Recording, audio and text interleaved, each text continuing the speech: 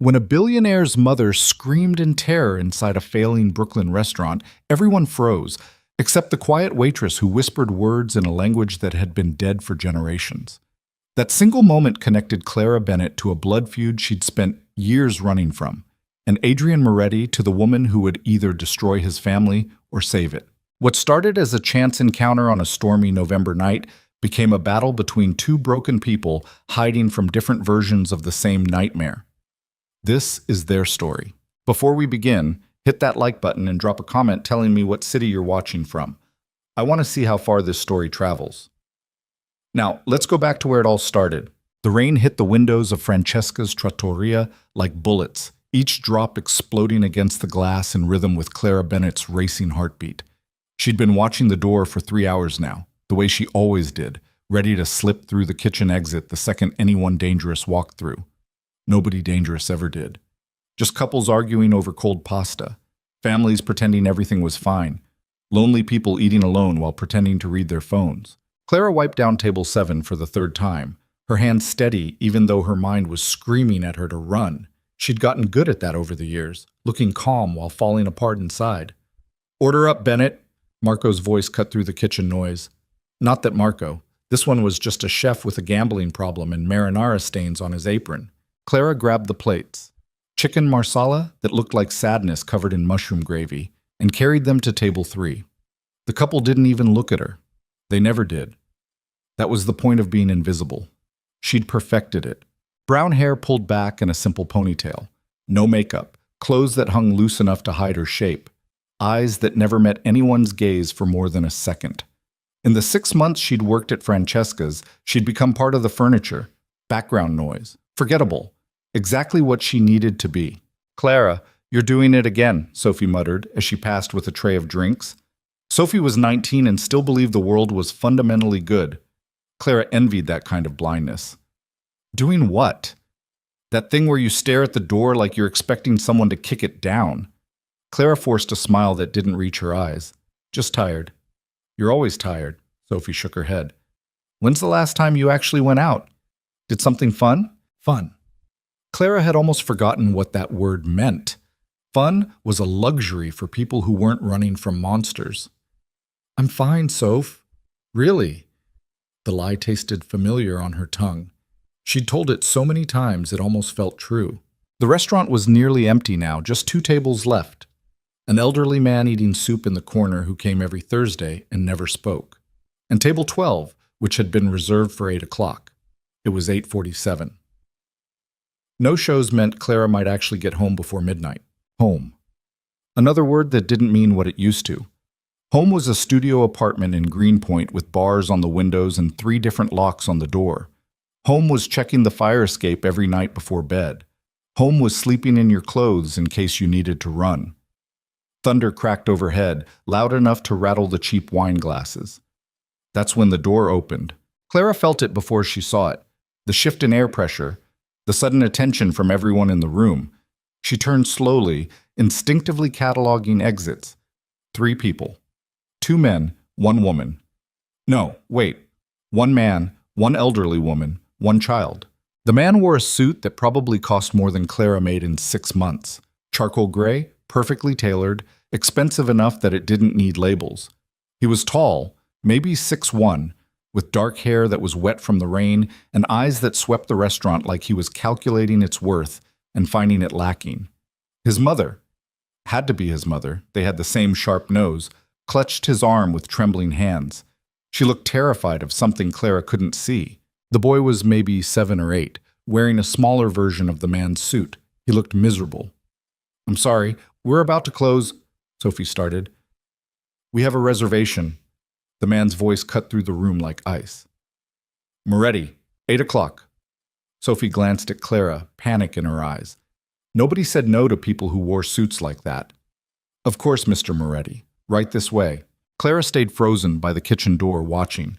Something about this felt wrong. These people didn't belong in Francesca's. This was a neighborhood spot for people who couldn't afford anything better. People like her.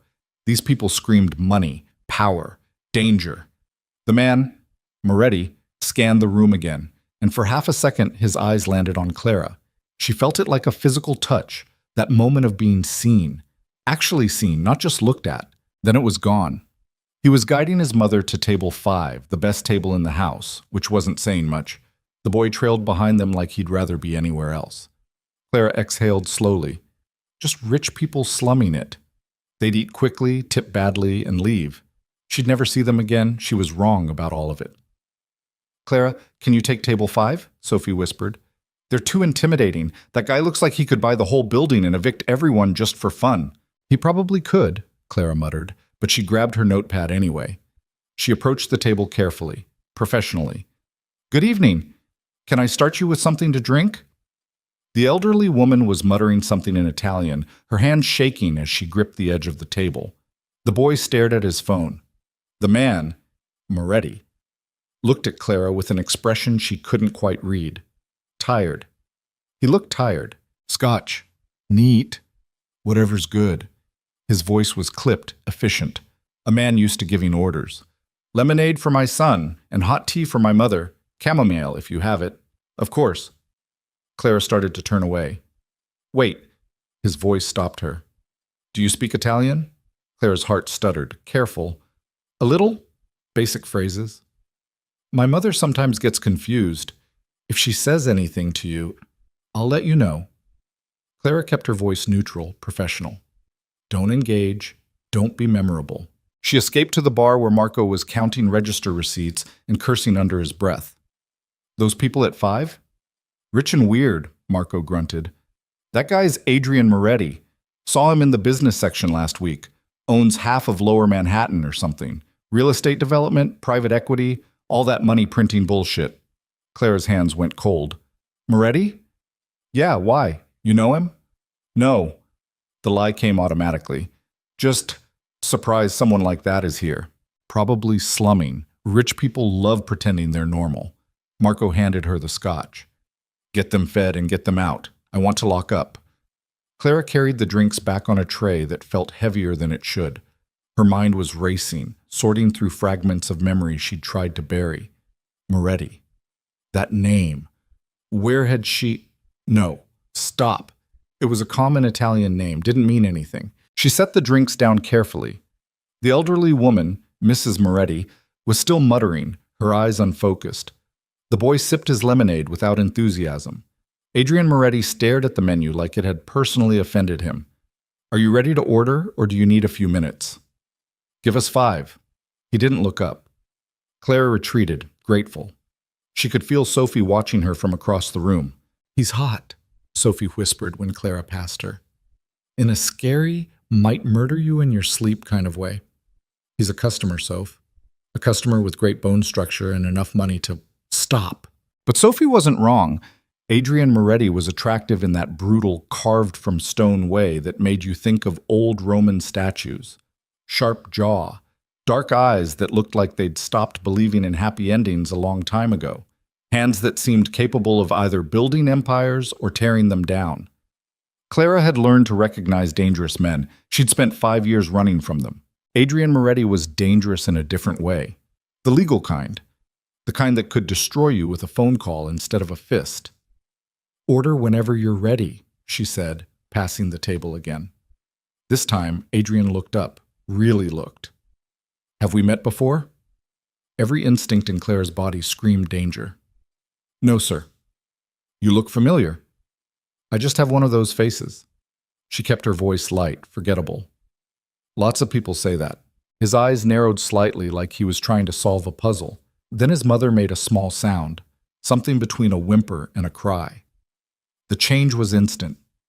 Adrian's entire attention shifted to the elderly woman, his hand covering hers. Mama, what's wrong? Mrs. Moretti was staring at something across the room, or maybe at nothing. Her breathing had gone rapid and shallow. Mama, look at me. Adrian's voice had gone soft in a way Clara hadn't expected. You're safe. I'm right here. But Mrs. Moretti was somewhere else now, her eyes wide with terror. She started speaking rapidly in Italian, the words tumbling over each other. The boy, Adrian's son, looked embarrassed, sinking lower in his seat. Clara should have walked away, should have gotten Sophie or Marco, should have done anything except what she did next. She knelt beside Mrs. Moretti's chair, close enough to speak quietly. Signora? The elderly woman's eyes found hers, desperate and lost. And then Clara spoke in a dialect she'd sworn she'd never use again. Words her grandmother had taught her in secret late at night when the rest of the family was sleeping. A language that belonged to a village in Sicily that barely existed anymore. Words that connected Clara to a past she'd tried to erase. Ufoku non ti può fare malichka, si sicura. Upichottu e cha kutia. The fire can't hurt you here. You're safe. Your son is here with you. The restaurant went silent. Mrs. Moretti blinked, tears streaming down her face, and her breathing started to slow. She reached up with trembling fingers and touched Clara's cheek. "Tu sais," she whispered. "You know?" Clara felt Adrian staring at her with an intensity that made her skin burn. "What did you just say to her?" His voice was careful, controlled, too controlled. "I told her she was safe," Clara said quietly, standing up. Her legs felt shaky. "That you were here with her." "In what language?" Clara met his eyes for just a second, long enough to see the shock there, the recognition, the sudden sharp interest that was worse than any danger she'd ever run from. "Sicilian, old dialect. My grandmother taught me." "What was her name?" "I should get your orders." "What was your grandmother's name?" Adrian's voice had gone hard again. The momentary softness was gone. Clara took a step back. "Sir, I really need to—" "You're not from Brooklyn." It wasn't a question. "You're from—" Thunder exploded overhead, so loud that the lights flickered. Mrs. Moretti screamed. It happened so fast that Clara barely processed it. The elderly woman stood up suddenly, her chair crashing backward. She was yelling in that same ancient dialect, words about fire and blood and betrayal, her arms swinging wildly. The soup man in the corner looked terrified. Sophie had frozen by the kitchen. Marco was shouting something. And Adrian Moretti was trying to calm his mother while his son started crying. Clara didn't think. She just moved. She caught Mrs. Moretti's hands gently, speaking in that forbidden language, letting the words flow like a song her grandmother used to sing. Words about safety and family and home. Lies, mostly. Pretty lies that calmed frightened people. Upasatu e mortu. Upasatu e mortu. Sulu la muri rimani. The past is dead. The past is dead. Only love remains. Mrs. Moretti collapsed against Clara, sobbing. Clara held her, the stranger who somehow felt familiar, and let the elderly woman cry into her shoulder while the rain hammered the windows and the whole restaurant watched. When the storm inside finally passed, Clara helped Mrs. Moretti back into her chair. The elderly woman was exhausted now, limp and quiet. Adrian was standing very still, watching Clara like she'd just performed a magic trick he was trying to figure out. "Thank you," he said finally. The words sounded difficult for him. "It's nothing. It's not nothing." He pulled out his wallet, extracted several $100 bills, and placed them on the table. "For the disturbance, and for your kindness." "Sir, that's too much." "Keep it." Clara's pride wanted to refuse. Her empty bank account made her nod. "Thank you." "What's your name?" "Lie." Clara Bennett." Something flickered in his eyes, doubt, maybe. "How long have you worked here, Clara Bennett?" 6 months? And before that? Different restaurants. I move around a lot." "Why?" The question was simple. The answer was complicated enough to fill books. "I like change." Adrian Moretti looked at her like he could see through every word. "My mother has episodes, panic attacks, PTSD from something that happened when she was young. Most people freeze or make it worse. You knew exactly what to do." "I've seen panic attacks before." "In that specific dialect? A dialect that's been dead for 50 years? Clara felt trapped. Every second she stood here was a second too long. "My grandmother was from Sicily, small village. She taught me before she died." "What village?" "I really should—" "What village, Clara?" The way he said her name made it sound like he knew it was fake. "Castelvetrano." Another lie. Quick, clean. "No." Adrian's voice went cold. "That dialect isn't from Castelvetrano. I'd know. My family is from Corleone." Fuck. Clara felt the world tilt. Corleone. She knew that name. Knew it the way you knew the name of your own executioner. I should go, she said, backing away. Your food? Marco can take your order. Wait. She didn't wait. She turned and walked toward the kitchen, her heart hammering, her mind screaming at her to run. Behind her, she heard Adrian say something to his son. Heard chairs moving. She pushed through the kitchen door, past Marco, who was yelling something about orders, and straight to the back exit that she'd memorized her first day. The exit that was supposed to keep her safe was... The rain was coming down in sheets now. Clara didn't have a jacket. Didn't care. She stepped into the alley, pulling the door closed behind her, and nearly ran into Adrian Moretti. He'd moved fast. Must have gone out the front and circled around. He was soaked already, his expensive suit ruined, his hair plastered to his head. They stood 3 feet apart in the rain, staring at each other. You ran, he said. I'm going home. You ran, he repeated, which means you have something to run from.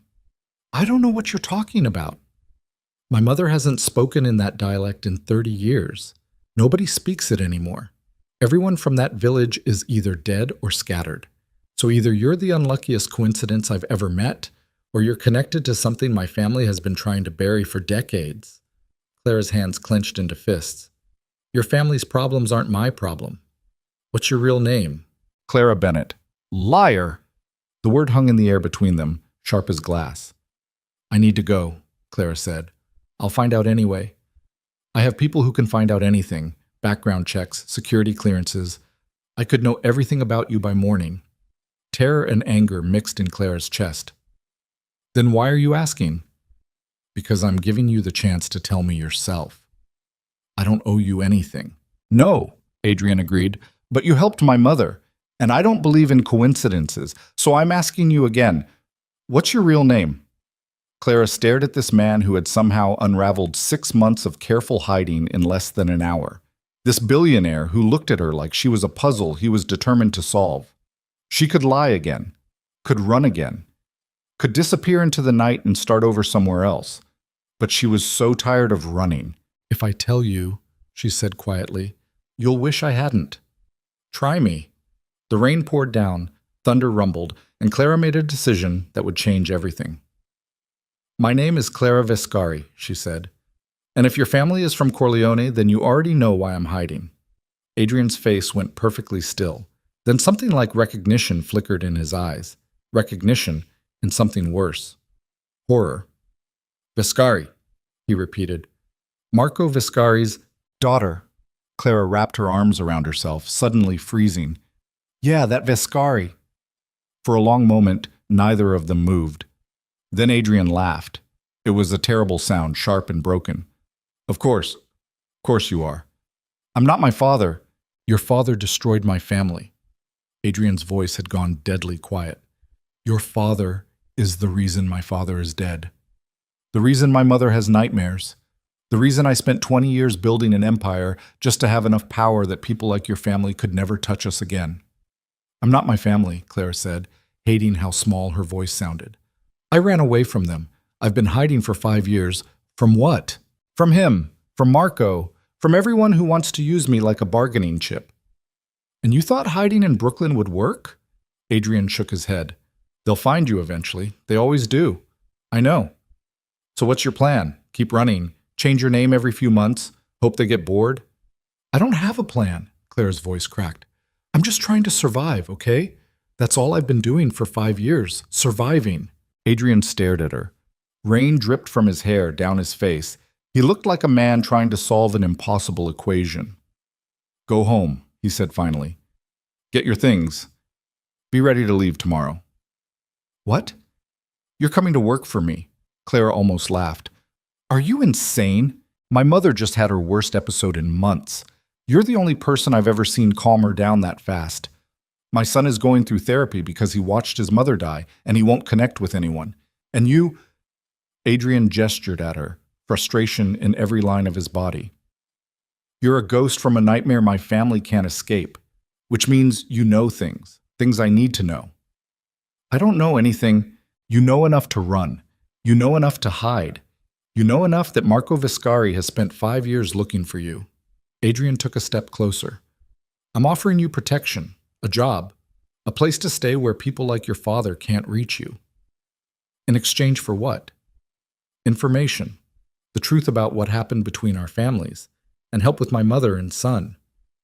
You hate me, Clara said. You just said, I hate your father. I hate what your family did to mine. But you... He paused, something complicated crossing his face. You ran, which means maybe you're not like them, or maybe you are, and this is all an elaborate trap. Either way, I'm going to find out. And if I say no, then I'll do the background check anyway. I'll find out everything about you, Clara Viscari. And then I'll decide whether to help you or hand you over to Marco myself. The threat landed like a punch. You wouldn't. Try me. They stood in the rain, locked in a battle of wills that neither could win. Clara knew she should run, should disappear into the night and never look back. But Adrian Moretti was right about one thing. They always found her eventually.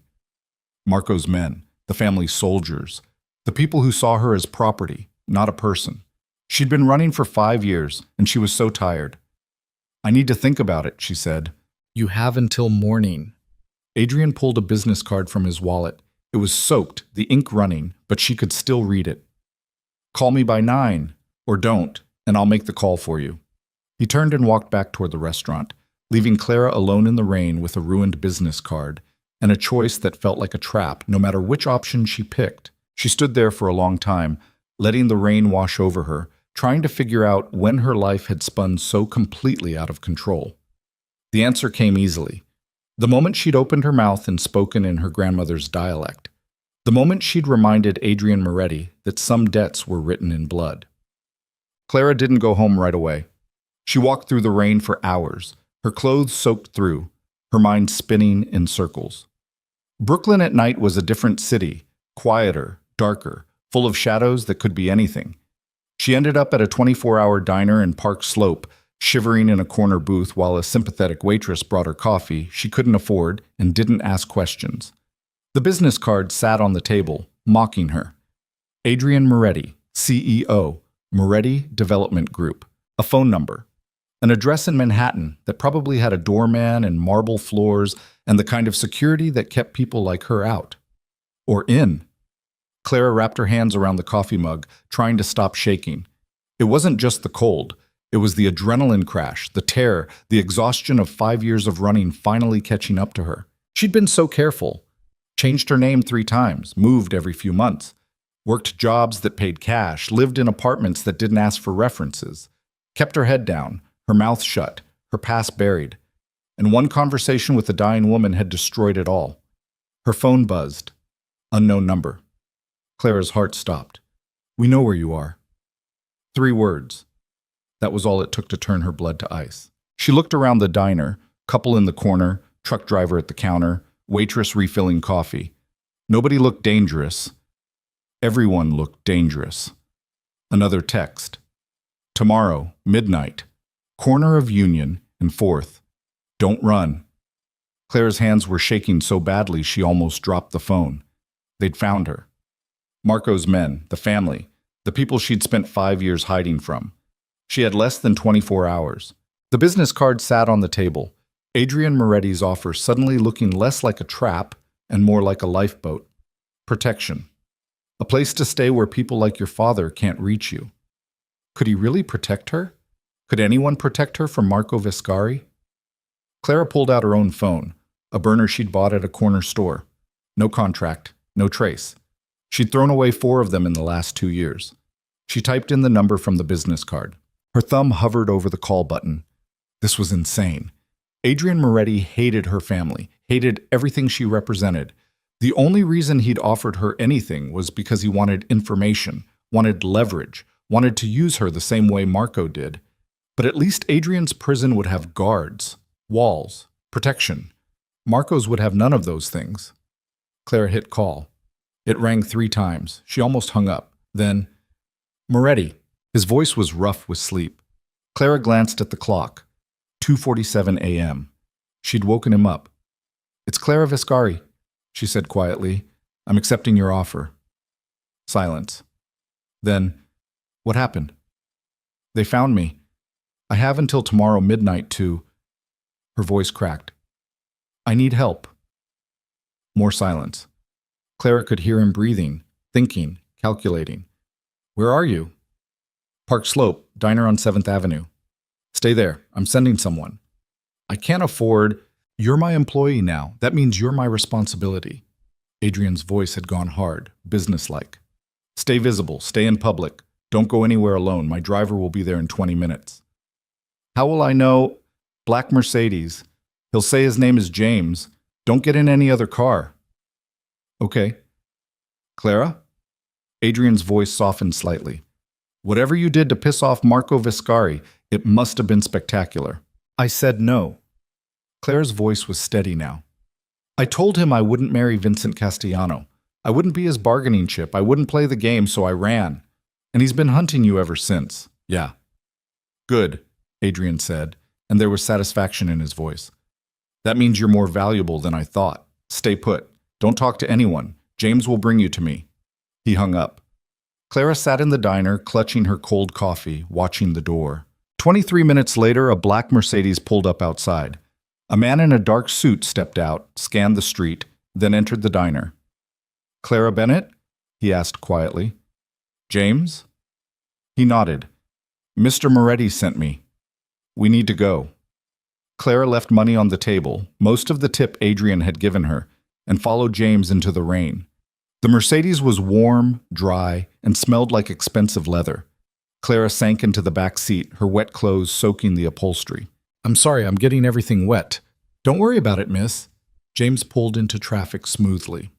Mr. Moretti's orders are to bring you directly to the residence. We'll take the tunnel to avoid traffic. The residence. As if billionaires didn't have homes like normal people. Clara watched Brooklyn disappear through the rain-streaked window. Somewhere behind her, Marco's men were waiting at a corner in Union Square, ready to drag her back into a life she'd almost escaped. Somewhere ahead of her, Adrian Moretti was waiting with questions and expectations and a hatred of her family that ran deep as bone. She was trapped between two monsters, trying to figure out which one would devour her first. The Mercedes slipped into the tunnel, and Clara closed her eyes, wondering if she'd just made the biggest mistake of her life, or if maybe, just maybe, she'd finally found someone dangerous enough to fight back. The penthouse occupied the top 3 floors of a building in Tribeca that probably cost more than most people made in a lifetime. Clara stepped out of the elevator into a foyer that felt like walking into a museum. Marble floors, artwork that looked important, floor-to-ceiling windows showing Manhattan spread out below like a kingdom. James had left her at the entrance with a polite nod and instructions to wait. So Clara stood there in her soaked waitress uniform, dripping on marble that probably cost more per square foot than her monthly rent, feeling like an intruder. You look like a drowned cat. Clara turned. Adrian stood in the doorway wearing sweatpants and a t-shirt, his hair messy from sleep. Somehow he looked more dangerous like this, less polished, more real. Sorry about your floor. It's marble. It'll survive. He studied her for a moment. You're shaking. I'm cold. You're terrified. He said it like a fact, not an accusation. Come on, we'll get you dry, then we'll talk. Clara followed him through rooms that felt too big, too empty. Everything was expensive and cold, designer furniture that looked uncomfortable, art that made statements instead of sense. It felt like a showroom, not a home. Guest room's this way. Adrian pushed open a door. Bathroom's through there. Should be towels, spare clothes in the closet. My assistant keeps everything stocked. The guest room was bigger than Clara's entire apartment. King-size bed, more windows, neutral colors that screamed interior decorator. Thank you, Clara said quietly. Adrian nodded and started to leave, then paused. The texts. What exactly did they say? Clara pulled out her phone with shaking hands and showed him. His jaw tightened as he read. They're not bluffing. Marco doesn't bluff. I know. Which means they've been watching you, probably for days, waiting for the right moment. Adrian handed back the phone. Tomorrow midnight, they would have taken you. Probably wouldn't have killed you. You're too valuable as leverage. But they would have made sure you understood what happens to people who run from the family. Clara wrapped her arms around herself. How do you know so much about how they operate? Because they destroyed my family the same way. Adrian's voice went flat. My father thought he could stand up to them too, thought he could say no. 6 months later, he was dead in an alley with 2 bullets in his chest, and my mother was so traumatized she couldn't speak for a year. I'm sorry. Don't be sorry. Just understand what you're dealing with. He met her eyes. Marco Vescari doesn't forgive. He doesn't forget. And he doesn't let go of things that belong to him. I don't belong to anyone. Try telling him that. Clara looked away. You said you could protect me. I can. This building has security that would make the Secret Service jealous. Cameras everywhere. Guards on every floor. Nobody gets in without clearance. Adrian's expression hardened. But protection comes with conditions. Information. Information, he confirmed. Everything you know about the Vescari family. Their operations, their connections, their weaknesses. Especially anything about what happened 20 years ago. I was 10 when I left, Clara said. I don't know anything about business deals or... You know enough to run. You know enough that Marco spent 5 years hunting you. Adrian stepped closer. So stop pretending you're just some innocent bystander. You're a Vescari. That means you've seen things, heard things, know things that most people don't. Clara felt anger flare in her chest. You're right. I've seen things. I've seen my father beat men until they begged for death. I've seen my uncle kill someone in our kitchen while I hid in the pantry. I've seen women treated like furniture and children raised to be soldiers. That's what I know about the Vescari family. Is that helpful enough for you? Adrian's expression didn't change. It's a start. I hate you, Clara said quietly. Good. That makes 2 of us. He turned toward the door. Get dry. Get some sleep. We'll talk in the morning. What time is it? Almost 4. Your son, Luca, sleeps in the East Wing with his nanny. You won't see him unless I say so. Adrian paused in the doorway. And Clara? Don't try to leave. The elevator won't work without a code, and the stairs are alarmed. You're safe here, but you're also trapped. He left before she could respond. Clara stood in the expensive guest room, listening to the silence of a penthouse that cost more than she'd make in 10 lifetimes, and wondered if she'd just traded one prison for another. She peeled off her wet clothes, took a shower that could have fit 4 people, and found pajamas in the closet that still had tags on them. Size small. Like Adrian's assistant had known exactly what size she'd need. That thought should have been comforting. Instead, it was terrifying. Clara climbed into the massive bed and stared at the ceiling, knowing sleep wouldn't come. Her mind was racing, cataloging dangers, calculating exits, trying to figure out how everything had gone so wrong so fast. 24 hours ago, she'd been invisible, safe, boring. Now she was trapped in a billionaire's penthouse, hiding from the family that wanted to drag her back into hell, working for a man who hated everything she represented. Her phone buzzed. Unknown number again. Clara's heart stopped. But the message wasn't from Marco's men. Sleep well, Clara Vescari. You're going to need your strength. No signature, no explanation. Clara deleted the message, turned off the phone, and pulled the covers over her head like a child hiding from monsters. The irony wasn't lost on her. She was hiding in the home of a man whose father her family had killed, protected by the son of a dead man, running from the people who shared her blood. And somehow, impossibly, she felt safer here than she had in 5 years. That terrified her more than anything.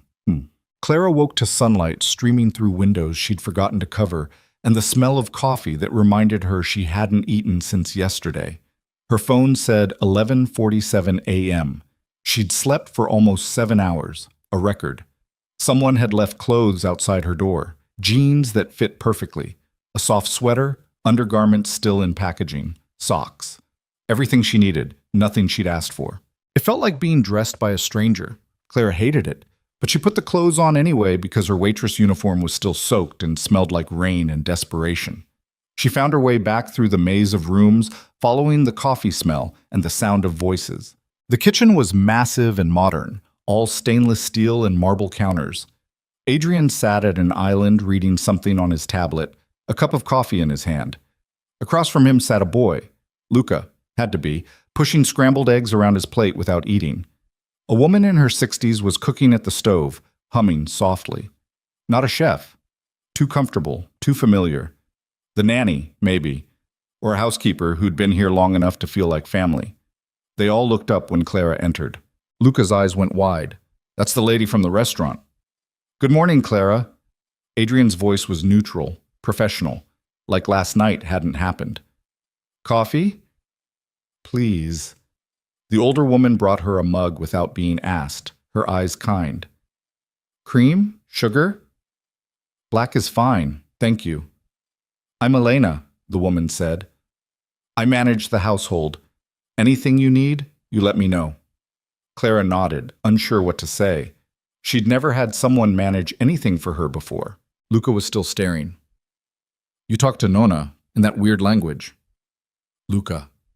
Adrian's voice held a warning. But she did. Nobody ever talks to Nona like that. Not even Dr. Martinez. Clara sat down carefully, aware of being watched. Your grandmother speaks a very old dialect. My grandmother taught it to me when I was young. Why? Because she thought it was important to remember where we came from. Luca considered this.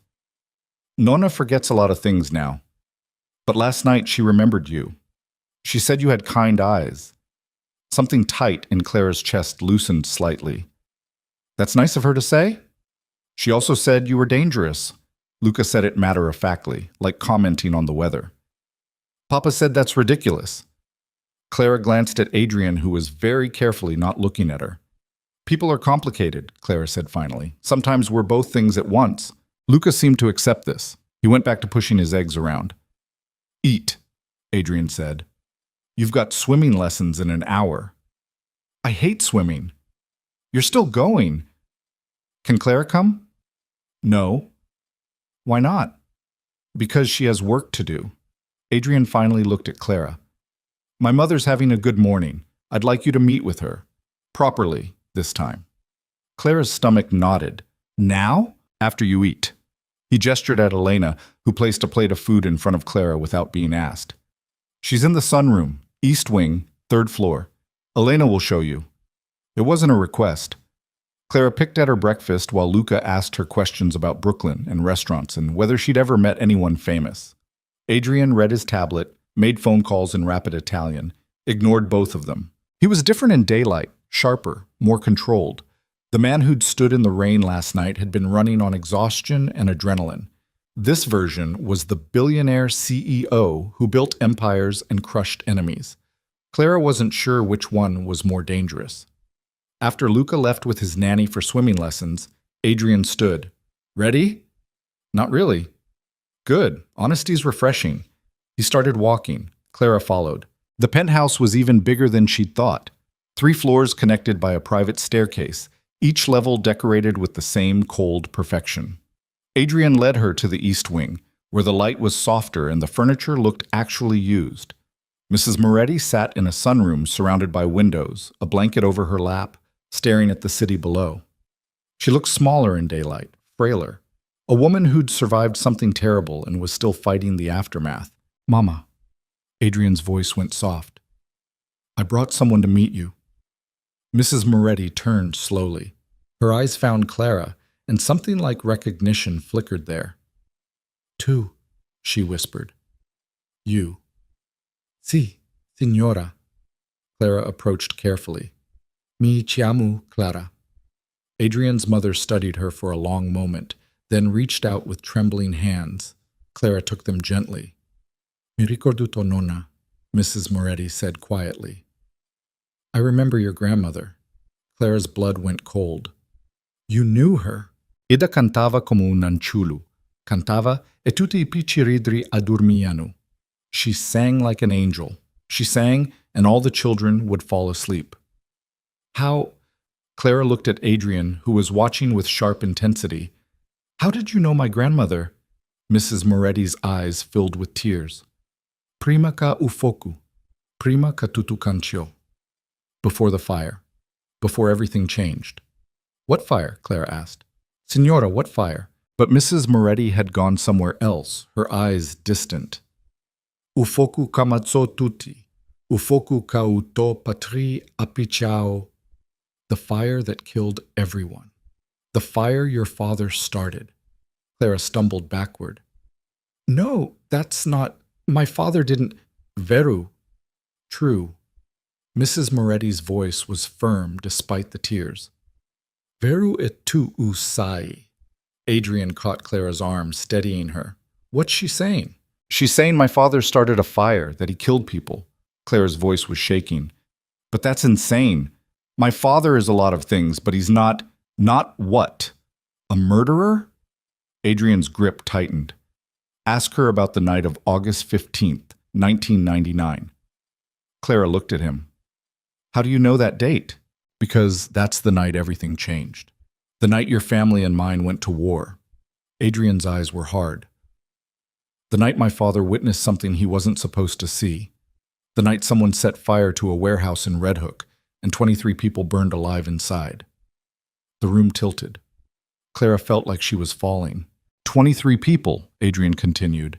Men, women, 3 children, locked in a warehouse and burned to death because they knew too much about the Viscari family's operations.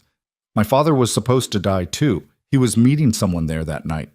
But he got lucky. He got out. And then what? Clara whispered. And then your family spent 6 months hunting him, threatening my mother, terrorizing my infant son, until finally they cornered him in an alley and put 2 bullets in his chest. Mrs. Moretti was crying now, rocking back and forth, murmuring in that ancient dialect. Clara pulled away from Adrian. I didn't know. I was 10 years old. I didn't… But you know now, Adrian said. And you're going to tell me everything, starting with why Marco Viscari has spent 5 years hunting his own daughter. Because of the ledger. The words came out before Clara could stop them. Adrian went very still. What ledger? Clara sank into a chair, her legs giving out. My grandmother gave it to me the night before she died. Said it was insurance. Said if anything ever happened, I should use it to protect myself. What's in it? Everything. Clara's voice was barely a whisper. Names, dates, transactions, proof of bribes, murders, deals with politicians, 20 years of evidence that the Viscari family built their empire on blood and fire. And you've had this for 5 years. I've been running for 5 years because of it. Clara looked up at Adrian. Marco knows I have it. He knows that if it ever surfaces, it'll destroy everything he's built. So he hunts me. And when he finds me, he'll either force me to hand it over or he'll kill me and tear apart everything I own until he finds it himself. Adrian was quiet for a long moment. Then, where is it? Safe. That's not an answer. It's the only answer you're getting. Clara met his eyes. That ledger is the only reason I'm still alive. The moment anyone else knows where it is, I lose my leverage. Or you gain protection. From you? Clara laughed bitterly. You hate my family. The second you have that ledger, what's stopping you from using it to destroy them and me along with them? Because if I wanted you destroyed, I would have handed you to Marco last night. Adrian crouched in front of her chair, forcing eye contact. I need that ledger, Clara. If it has proof that your father killed my father, that's evidence. That's justice. Justice won't bring him back. No, but it'll make sure Marco Viscari spends the rest of his life in prison. Adrian's voice was cold, controlled. And that matters. Mrs. Moretti said something in dialect, sharp and urgent. Adrian responded in Italian, his tone gentler. She answered back, grabbing his arm. What's she saying? Clara asked. She says you're telling the truth. She says she can see it in your eyes. You're not like them. Adrian stood. She also says the ledger has more than just evidence against your family. She says it has proof of something else. Something about my father. Clara's chest tightened. I don't know what she means. You're lying. I'm not… You've had 5 years to study that ledger. You know exactly what's in it. Adrian's voice went hard. So tell me, what proof is there about my father? Clara looked at Mrs. Moretti, who was watching her with ancient, knowing eyes.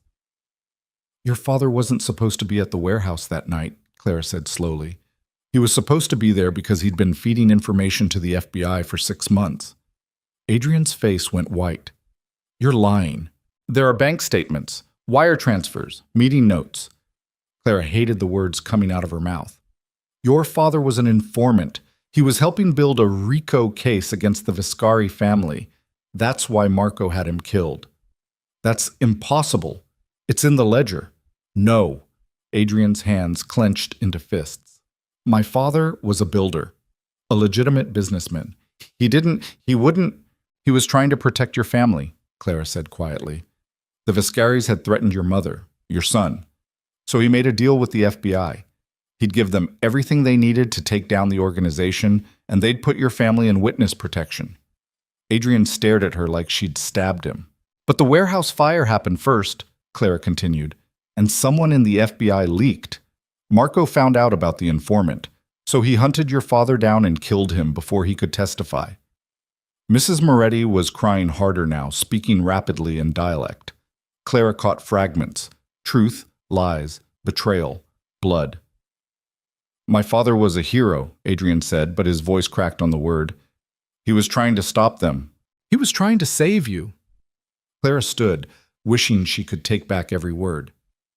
And he died for it. I'm sorry. Adrian turned away, his shoulders rigid. Get out. Adrian, get out. The words were a roar that made Clara flinch. Go back to your room. Don't come out. Don't talk to Luca. Don't talk to my mother. Don't. His voice broke. Just get out. Clara fled. She made it back to the guest room before her legs gave out. She collapsed on the bed, shaking, hating herself for destroying whatever fragile piece Adrian had built around his father's memory. But it was the truth, and the truth was all she had left. Hours passed. Clara heard footsteps in the hallway, voices raised and then muffled. Elena knocked once to bring food Clara couldn't eat. The sun moved across the sky, and Manhattan transformed from day to night outside her windows. At 9 p.m., her door opened. Adrian stood in the doorway, holding 2 glasses of scotch. He looked exhausted, devastated, older than his 32 years. I made some calls, he said quietly, reached out to some contacts at the bureau, off the record. Clara sat up. And? They wouldn't confirm anything officially, but there was a case. Codename Operation Bloodline. Target? Viscari crime family. Active informant who died before he could testify. Adrian's hands tightened on the glasses. His codename was Builder. I'm sorry, Clara whispered. Don't be. Adrian crossed the room, handed her one of the glasses. You told me the truth. That's more than most people have done in 20 years. They sat in silence, drinking scotch that burned and tasted like regret. The ledger, Adrian said finally. If it has proof of the FBI investigation, proof of the warehouse fire, proof of my father's murder, that's enough to bring down Marco and everyone connected to him. Which is why he'll never stop hunting me. Which is why you need to stay here. Adrian looked at her. You need protection. I need information. We're stuck with each other. Lucky us. Something that might have been a smile flickered across his face. Yeah, lucky us. What about your son, your mother? They didn't sign up for this. Luca's already attached to you. He asked Elena if you were staying.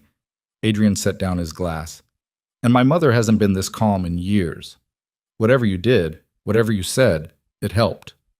I just spoke to her in a language she understood. You gave her peace. Adrian's voice was quiet. That's not nothing. Clara finished her scotch, feeling it burn all the way down. Your mother said she remembered my grandmother. How is that possible? I don't know, but I'm going to find out. Adrian stood. Tomorrow, I want you to talk to her again. Really talk. Find out what she remembers about the fire, the families, everything before it all went to hell. She might not remember, or she might not want to. Then we'll deal with that when it happens. Adrian moved toward the door, then paused. The ledger. If I promise not to use it against you, if I give you my word that I'm only interested in bringing down Marco and the people who killed my father, would you consider sharing it? Clara looked at this man who had every reason to hate her and somehow didn't. Not completely. Not yet. Maybe, she said, if you can prove I can trust you. Fair enough. Adrian nodded. Get some rest. Tomorrow's going to be difficult. He left, closing the door softly behind him. Clara sat in the expensive guest room, surrounded by luxury she didn't deserve, protected by a man whose father her family had killed, and wondered how her life had become a Greek tragedy, written by someone with a cruel sense of humor. Her phone, the burner she thought she'd turned off, buzzed on the nightstand. Clara's blood went cold. The message was simple. We're patient. We can wait. But not forever. No signature, no name, just a reminder that somewhere out there, Marco Viscari was still hunting. And eventually, all the security in the world wouldn't be enough to keep her safe. Clara didn't show Adrian the text. She deleted it, turned off the phone, and shoved it under the mattress like that would somehow make the threat disappear. It didn't. The words burned in her mind all night, keeping her awake until dawn painted the Manhattan skyline gold and gray. She found Luca in the kitchen at 7 a.m., eating cereal and watching cartoons on a tablet. "You're up early?" Clara said. Luca shrugged without looking away from the screen. "Couldn't sleep. Papa was on the phone all night, yelling in Italian." "About what?" "Dunno. He always yells in Italian when he doesn't want me to understand." Luca finally glanced up. "You speak Italian, right?" "Some." "Can you teach me?" "Papa won't. He says I need to focus on English and Mandarin for business." Luca made a face. "But Nonna only talks Italian and that other language. I want to understand her." Something in Clara's chest cracked. This kid, 7 years old and already worried about business languages, already feeling the weight of empire, just wanted to talk to his grandmother.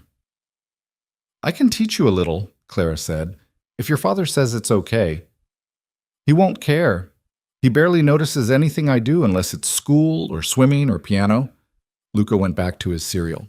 "Elena says you're staying here now, like living here." "For a while." "Why?" Clara sat down across from him, choosing her words carefully. "Your father offered me a job helping take care of your grandmother." "We already have nurses for that." "I speak her language. That makes it easier for her." Luca considered this. "Okay, but you should know, people don't usually stay. Papa hires people and they leave after a few weeks because he's difficult." "Difficult how?" "He works all the time. Gets mad when people make mistakes. Doesn't like anyone touching his stuff or changing things." Luca counted on his fingers. "We've had 6 housekeepers this year, 4 nannies since Mama died. Elena's only still here because she's been with the family forever, and she doesn't take his crap." Clara tried not to smile. "You're not supposed to say crap. Elena says it all the time. Elena's a grown-up." "So? You're a grown-up and you were a waitress. That's not a fancy job." The honesty was brutal. Clara decided she liked this kid. "You're right. It's not." "So why did Papa hire you? He only hires people with fancy degrees from fancy schools." "Maybe he made an exception." "Papa doesn't make exceptions." Luca studied her with dark eyes too smart for his age. "You must be special somehow." Before Clara could answer, Adrian walked in wearing a suit that probably cost what she used to make in 3 months. He looked like he'd slept even less than she had. "Luca, go get ready for school." "It's Saturday." "You have tutoring. Go." Luca rolled his eyes, but obeyed, leaving Clara alone with Adrian in a kitchen that suddenly felt too small. "You look terrible," Clara said. "Thanks. You too." Adrian poured coffee with the mechanical precision of someone running on fumes. "I spent the night making calls, talked to some people who know people, got some information about Marco's operation. And? He's escalating. 3 weeks ago, he put out word that he's offering a reward for information leading to your location. $250,000. Clara's stomach dropped. "That's a lot of money for a missing daughter, yeah." Adrian leaned against the counter. "Which confirms what you said. The ledger's worth more to him than you are. He needs it back before it destroys everything he's built." "Did you find out how he tracked me to Brooklyn? Security footage from a bodega 2 blocks from your apartment. Someone recognized you, made a call. By the time Marco's people showed up, you were already here." Adrian's jaw tightened. "They're watching this building now. 3 men in rotation, different vehicles, professional surveillance. They can't get in, right? You said they can't get in, but they know you're here now." Adrian set down his coffee. "Which means we need to move faster than I planned." "Move faster on what?" "Getting the ledger, building a case, bringing down Marco before he brings down us." Adrian's eyes were hard, determined. "I've got a contact at the FBI. Someone my father trusted. I need you to meet with him, explain what you have, see if we can build something that'll stick." Clara's instinct was to refuse. She'd spent 5 years trusting no one, hiding from everyone. The idea of walking into a federal building and laying out her entire life felt like suicide. But the text last night had made something clear. Hiding wasn't working anymore. Marco was closing in. Eventually he'd find a way through Adrian's security, or he'd wait until she made a mistake, or he'd hurt someone she cared about to draw her out. She needed to stop running and start fighting back. When? She asked. Monday. I'm setting up the meeting now. Adrian studied her. You're sure about this? No, but I'm doing it anyway. Something like respect flickered in his eyes. Good. Because we're going to need leverage. All of it. Elena appeared in the doorway. Mr. Moretti, your mother is asking for Clara. Adrian nodded. Go. I'll handle the FBI contact. Clara found Mrs. Moretti in the sunroom again, wrapped in blankets despite the warm morning. The elderly woman's eyes were clearer today, more present. Buongiorno, signora, Clara said softly. Buongiorno, Clara. Mrs. Moretti gestured to the chair beside her. Accettati, avemo assai cose di dire. Sit. We have much to discuss. Clara sat, unsure where this was going. Mrs. Moretti reached over and took Clara's hand with surprising strength. Tu hai l'occhi di tua nonna, occhi verdi come un mare. You have your grandmother's eyes, green as the sea. You really knew her? Eramu amici quando eramu picciridi, prima che I nostri famigli nicero nemici. We were friends when we were children, before our families became enemies. Clara's breath caught. What happened? Potiri, avidità, I cosi soliti che distruino l'omini. Power, greed, the usual things that destroy men. Mrs. Moretti's eyes grew distant. I nostri patri erano amici, travagliavano insieme, costruiano insieme, poi tornano vogliu ciu, sempre più, e quando me patri dissi no, tornano uffici ammazzari. The words tumbled out in dialect, but Clara understood. Our fathers were friends. They worked together, built together. Then your grandfather wanted more. Always more. And when my father said no, your grandfather had him killed. I didn't know, Clara whispered. Lu saciu, tu non si como idi. I know, you're not like them. Mrs. Moretti's grip tightened. Ma u libru cateni idu po salvari tutti o ammazzare tutti, dipendi di culusa. But the ledger you have, it can save everyone or kill everyone. It depends who uses it. How do you know about the ledger? Mrs. Moretti smiled sadly. Tua nonna mi scrissi prima di morire, mi dissi che ti l'aveva dato, che era a tua protezione e a tua maledizione. Your grandmother wrote to me before she died. She told me she'd given it to you, that it was your protection and your curse. Clara's hand started shaking. My grandmother wrote to you? When? 6 anni fa. Disse che stava morendo, che volia che qualcuno sapia la verità se tu non potia dire. 6 years ago. She said she was dying, that she wanted someone to know the truth if you couldn't tell it. What truth? Mrs. Moretti's eyes filled with tears. Che u focu non fu u to patri, fu u me maritu. The room tilted. Clara heard the words, but they didn't make sense. That the fire wasn't your father. It was my husband.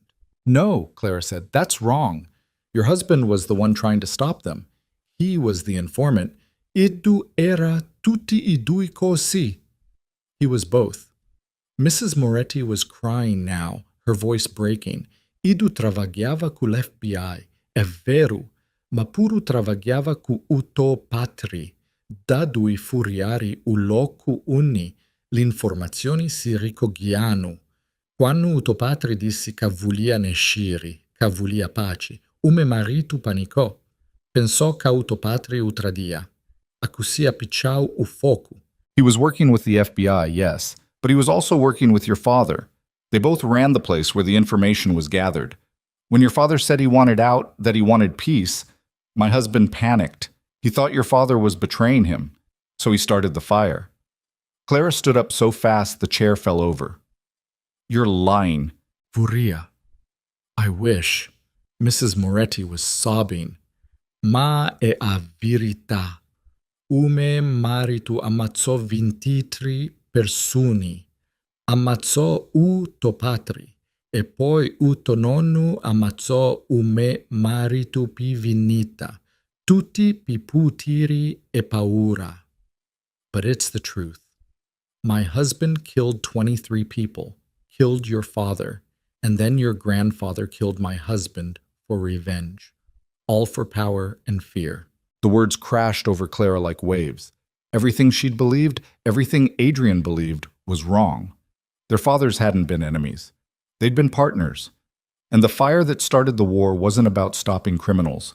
It was about two terrified men trying to save themselves and destroying everyone around them instead. Does Adrian know? Clara's voice was barely a whisper.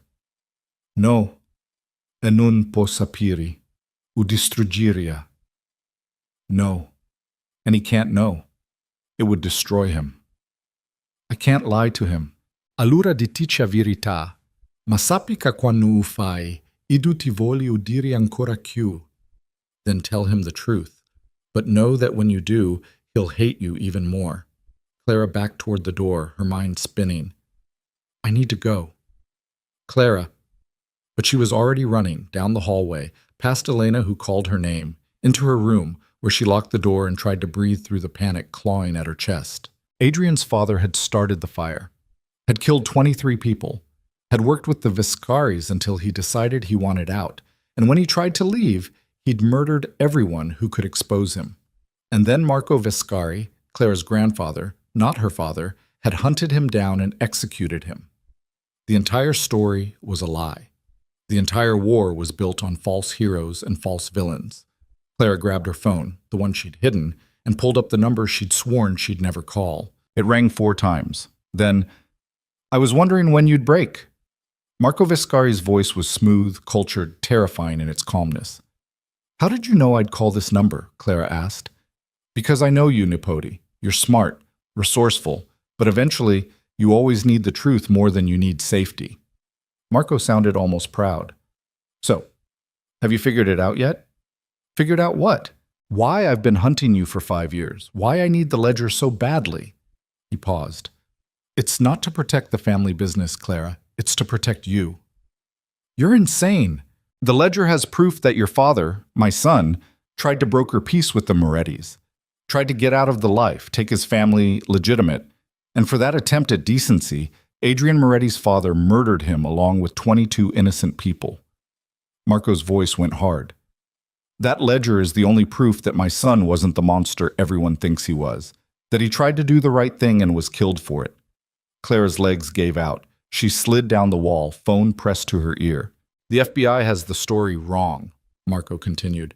They think my son started the fire, but it was Moretti Sr., and when I found out, I made sure he paid for it. But then you disappeared with the only evidence that would clear your father's name. So yes, Clara, I've been hunting you, not to hurt you, to save what's left of his reputation.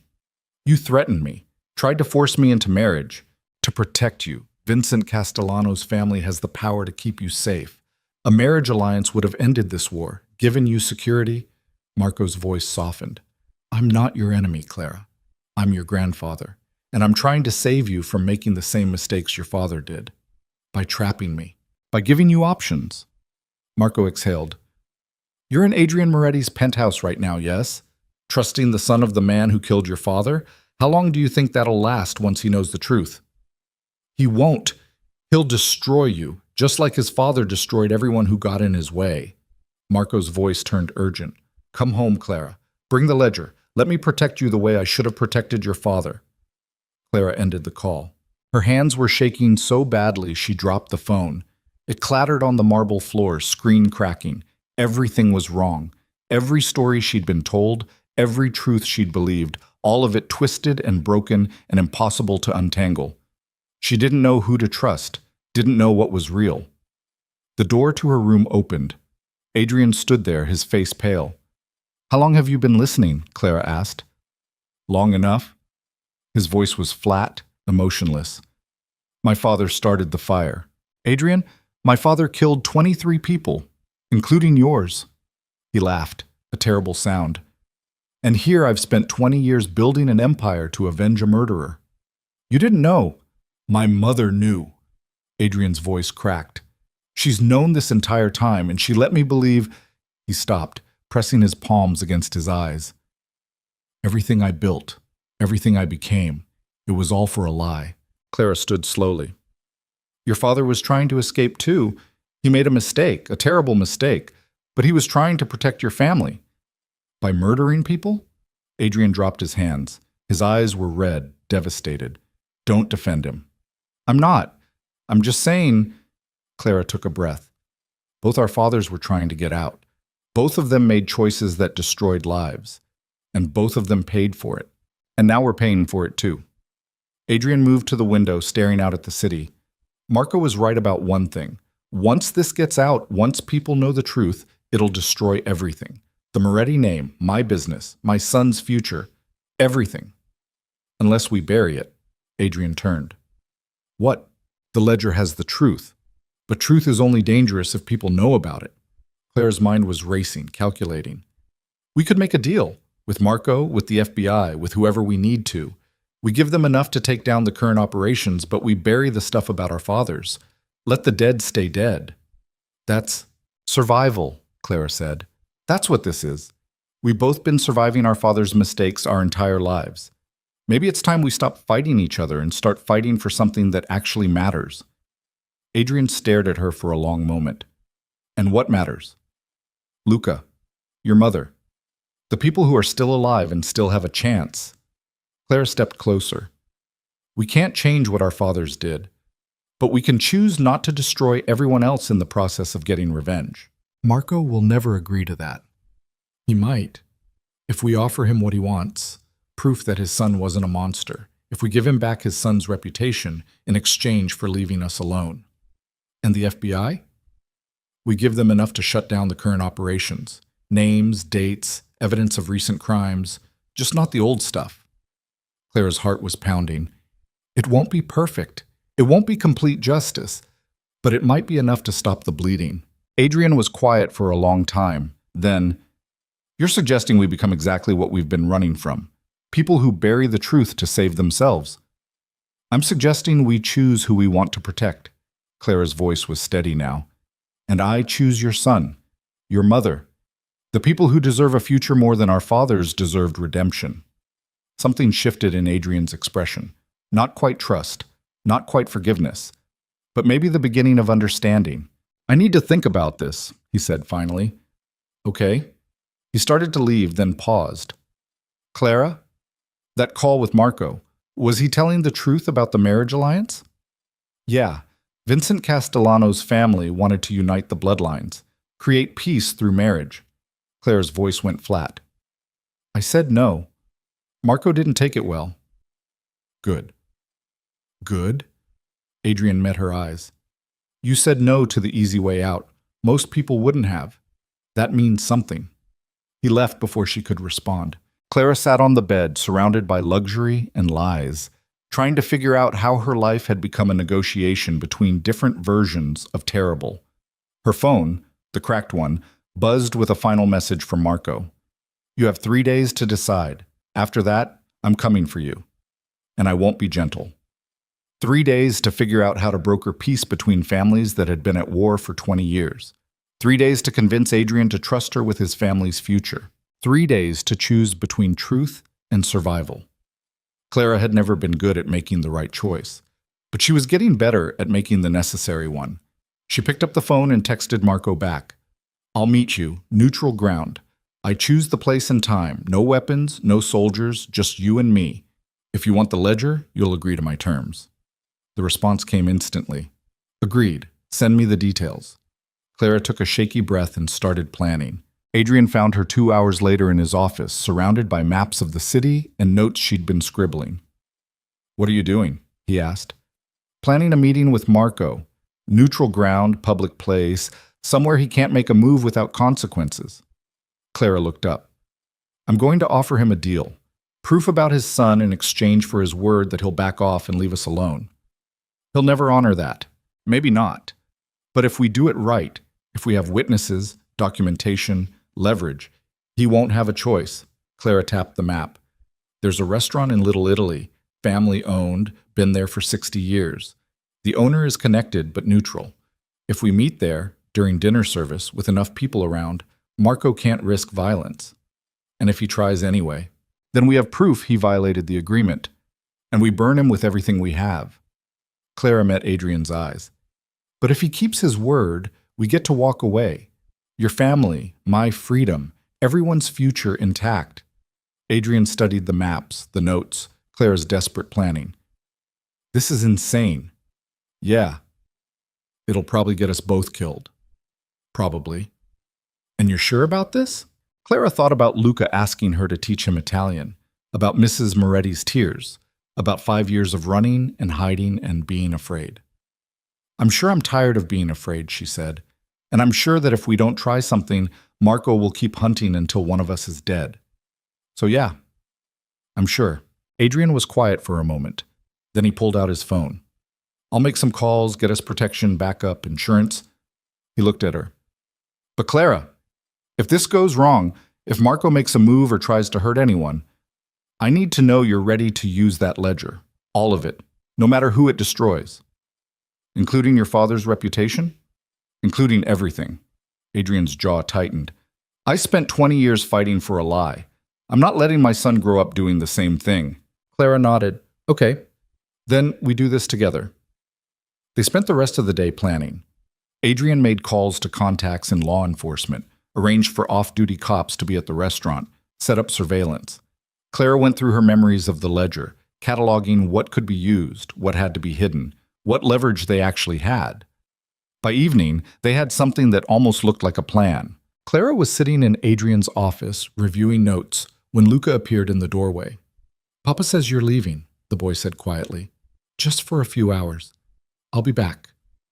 People always say that. Then they don't come back. Luca's voice was small, scared. My mama said that, the morning she died. She said she'd be back for dinner. Clara's heart broke. She knelt in front of him. Luca, I can't promise nothing bad will ever happen, but I can promise I'm going to try really hard to come back, okay? Why do you have to go at all? Because sometimes grown-ups have to do scary things to protect the people they care about. Do you care about us? Luca asked. Me and Papa and Nonna? Clara hadn't expected the question, hadn't expected the answer to be so immediate, so certain. Yeah, she said softly. I do. Okay. Luca hugged her suddenly, fiercely. Then be careful. Papa's already sad all the time. If you die too, he'll be even worse. He ran off before Clara could respond. She found Adrian in the kitchen, staring at nothing. Your son thinks I'm going to die, Clara said. He's not wrong to worry. Adrian looked at her. This is a terrible plan. Got a better one? No. He rubbed his face. But if something happens to you, if Marco tries anything, then you use the ledger. You burn everything and everyone. You protect Luca and your mother, and you don't look back. Clara stepped closer. Promise me. Clara. Promise me, Adrian. If I don't make it out of this, you'll do whatever it takes to keep your family safe. Adrian stared at her for a long moment. Then he pulled her into a hug that felt like goodbye and desperation and something neither of them could name. I promise, he said against her hair, but you're coming back. Okay, say it like you mean it. I'm coming back, Clara said, and almost believed it. They stood there in the kitchen, two people bound by blood feuds and broken families, holding on to each other like it was the only thing keeping them from falling apart. Tomorrow, Clara would meet Marco Vescari in a restaurant in Little Italy and try to broker peace between empires built on murder. Tonight, she let herself pretend that maybe, just maybe, she'd found something worth fighting for besides survival. And maybe that would be enough. The restaurant was called Lucia's, tucked between a bakery and a wine shop on Mulberry Street.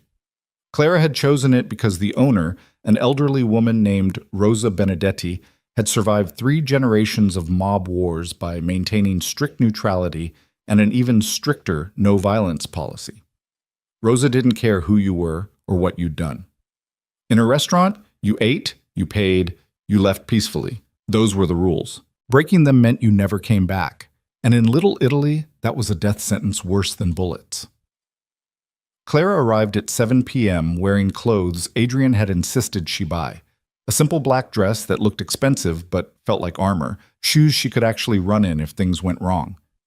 She'd argued about the cost. He'd put the card down and walked away, ending the discussion. James dropped her off 2 blocks away. Adrian had wanted to come. Clara had refused. This is between me and Marco, she'd said that morning. If you're there, It becomes about revenge, about our fathers. I need it to be about ending this.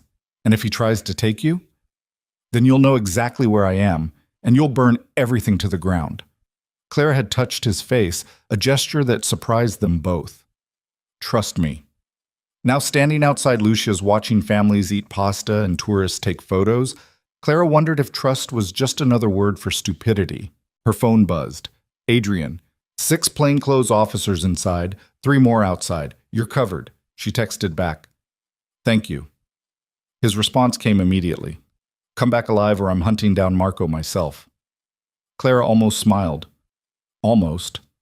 She walked into Lucia's at exactly 7:15. The restaurant was warm, crowded, smelling like garlic and basil and red wine. Rosa stood at the host stand, tiny and fierce, wearing the same black dress she'd probably worn for 40 years. Clara Vescari, Rosa said. Not a question. Yes, ma'am. Your grandfather is already here, back corner table. He came alone like you asked.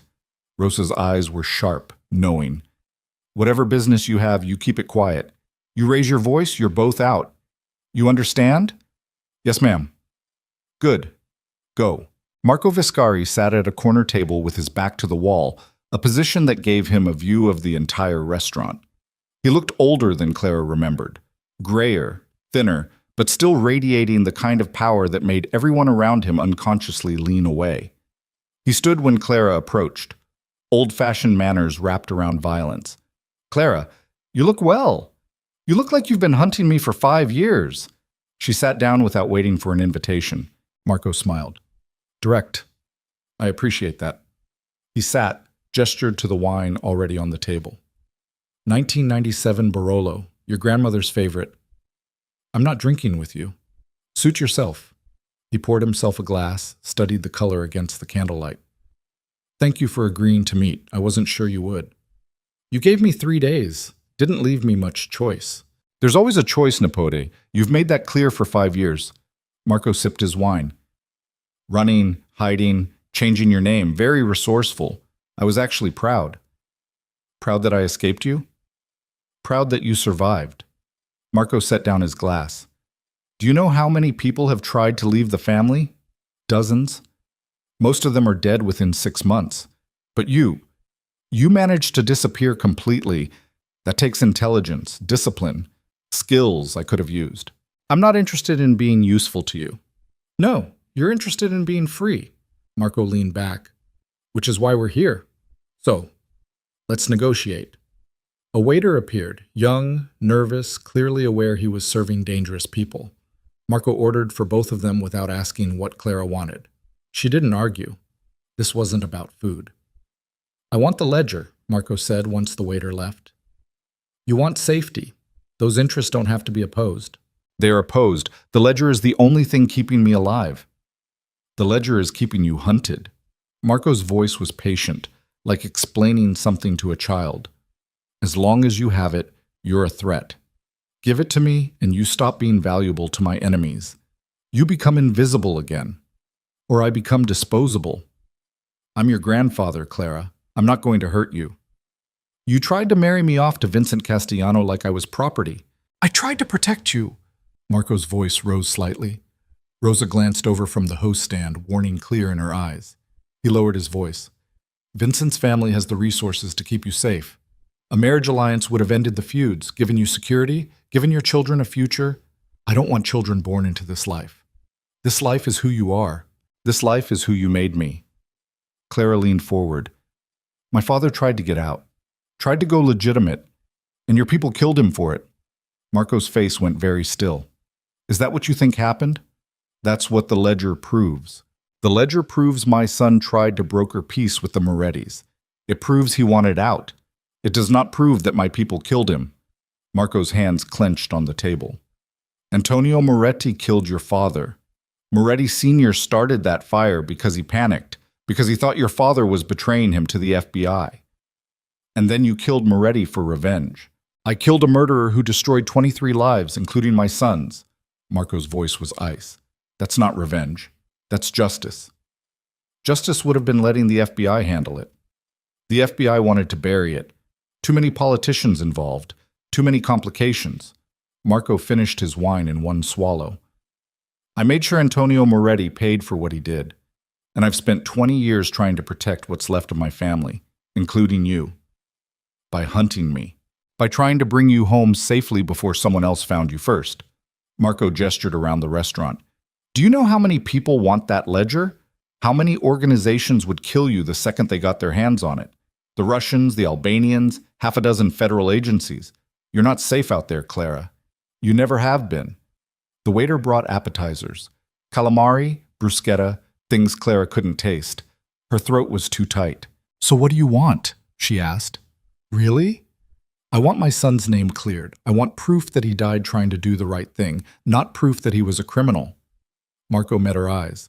And I want you safe. Those are my terms. In exchange for what? In exchange for the ledger. You give it to me, I make sure the parts about your father's attempted peace deal, his cooperation with the Morettis, his desire to go legitimate, all of that gets preserved, gets documented, gets turned over to the FBI as proof that he was trying to help, not hurt. And the rest of it? The evidence of crimes, murders, bribes? That stays buried. Marco's voice was firm. The people involved are either dead or have paid their debts. Dragging it all out now only hurts the living. It also lets guilty people walk free. It lets innocent people stay alive. Marco leaned forward. You think Adrian Moretti wants the world to know his father was a murderer? You think he wants his son to grow up with that legacy? If you release that ledger, you destroy him and yourself, and everyone connected to both families. Clara felt the trap closing. So you want me to bury the truth to save everyone's reputation. I want you to be smart enough to know when the truth does more harm than good. Marco studied her. You're not a child anymore, Clara. You're a woman who's survived 5 years on your own. You understand that the world isn't black and white.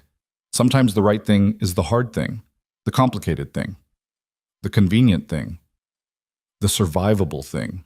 Their entrees arrived. Pasta that Clara pushed around her plate. Marco ate methodically, unhurried, like he had all the time in the world. Adrian Moretti made you the same offer, didn't he? Marco said finally. He wants the ledger, too. Wants to use it to destroy me, protect his father's memory, secure his family's future. How's that different from what I'm asking? He didn't threaten me. He didn't need to. He just offered you protection and made you dependent on him. Marco's smile was knowing. You're living in his home, eating his food, taking care of his family. How long before those obligations turn into chains? Clara's stomach twisted because he was right. She was trapped in the penthouse as surely as she'd been trapped running from Marco. So what's your counteroffer? She asked. What do I get that's better than what Adrian's giving me? Freedom. Real freedom. Marco pulled an envelope from his jacket, slid it across the table. New identity, completely clean. Birth certificate, passport, driver's license, credit history going back 10 years. You become someone new, someone with no connection to either family. Clara stared at the envelope. And in exchange, the ledger, all copies, and your word that you disappear. No contact with Adrian Moretti, no contact with me, no contact with anyone from your old life. Marco's voice was gentle. You walk away, Clara. You get the fresh start you've been running toward for 5 years. It was everything she'd wanted, everything she dreamed about during those long nights in terrible apartments, working terrible jobs, living a terrible half-life. Complete freedom. A real future. All she had to do was betray Adrian. I need time to think, Clara said.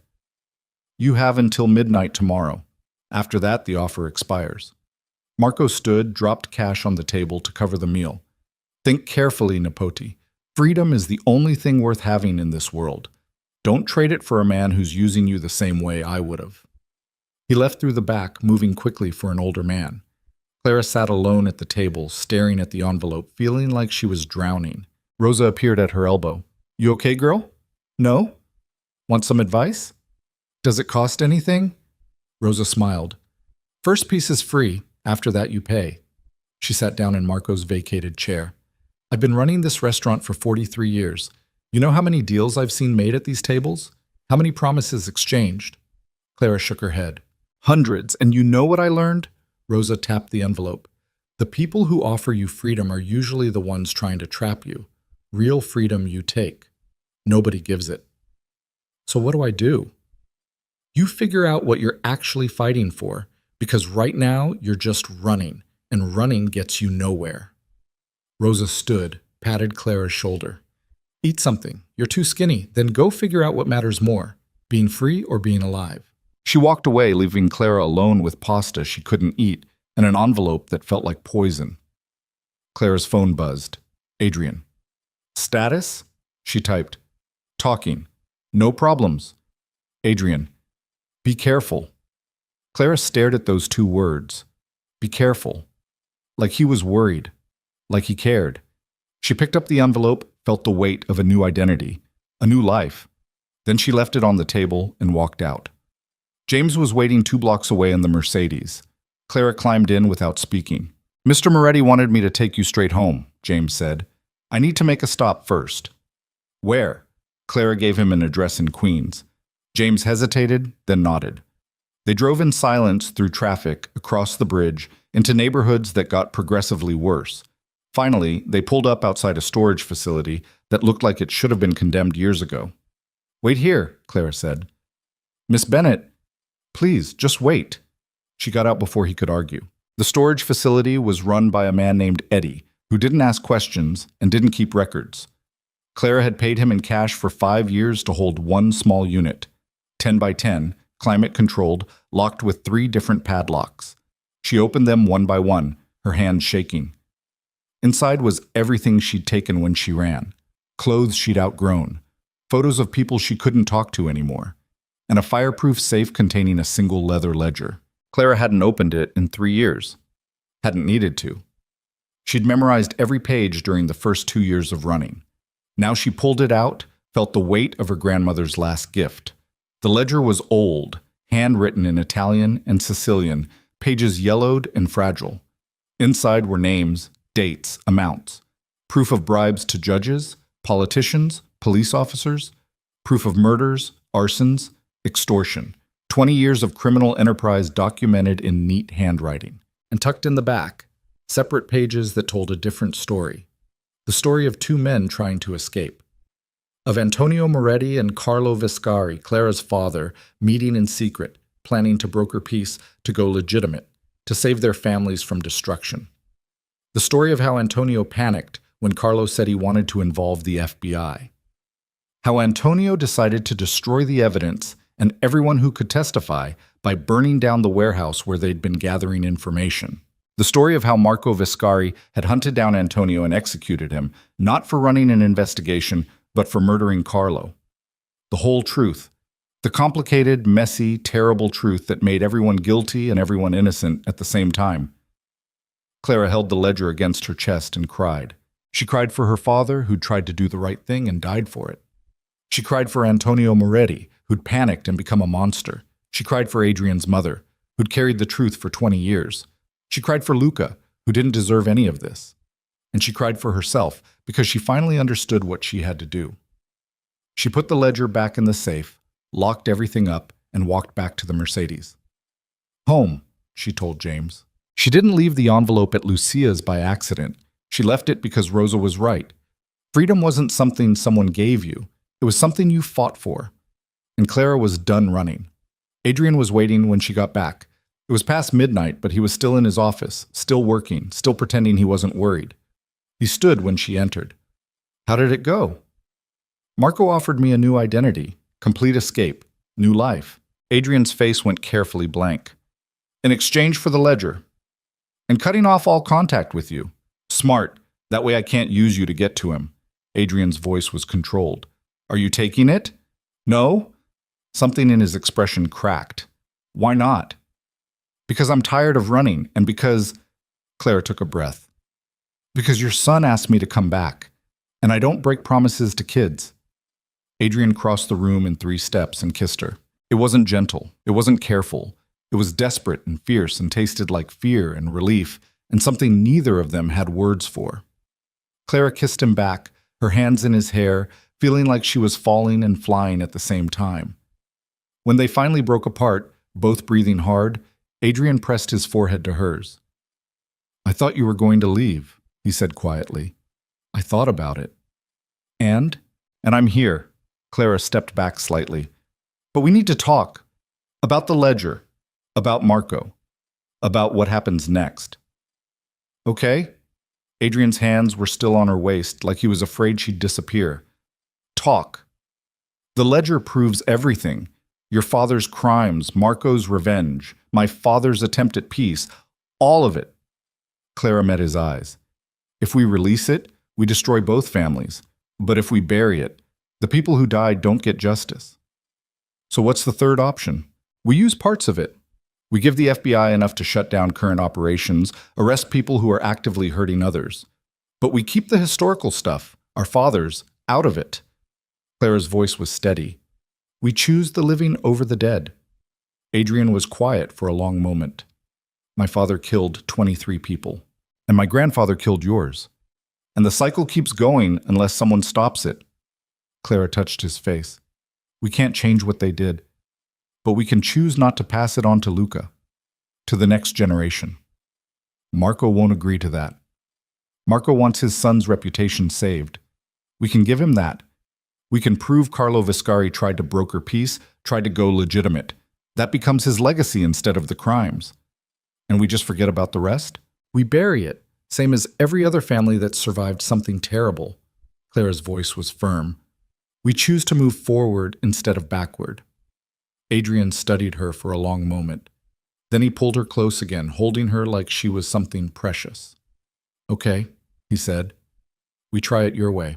They spent the rest of the night planning.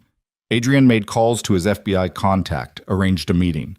Clara went through her memories of the ledger, deciding what could be shared, what had to stay hidden. By dawn, they had something that might work. By noon, they were sitting in a federal building in Lower Manhattan, across from an agent named Sarah Mitchell, who'd worked with Antonio Moretti 20 years ago. Agent Mitchell was in her 50s, sharp-eyed, skeptical.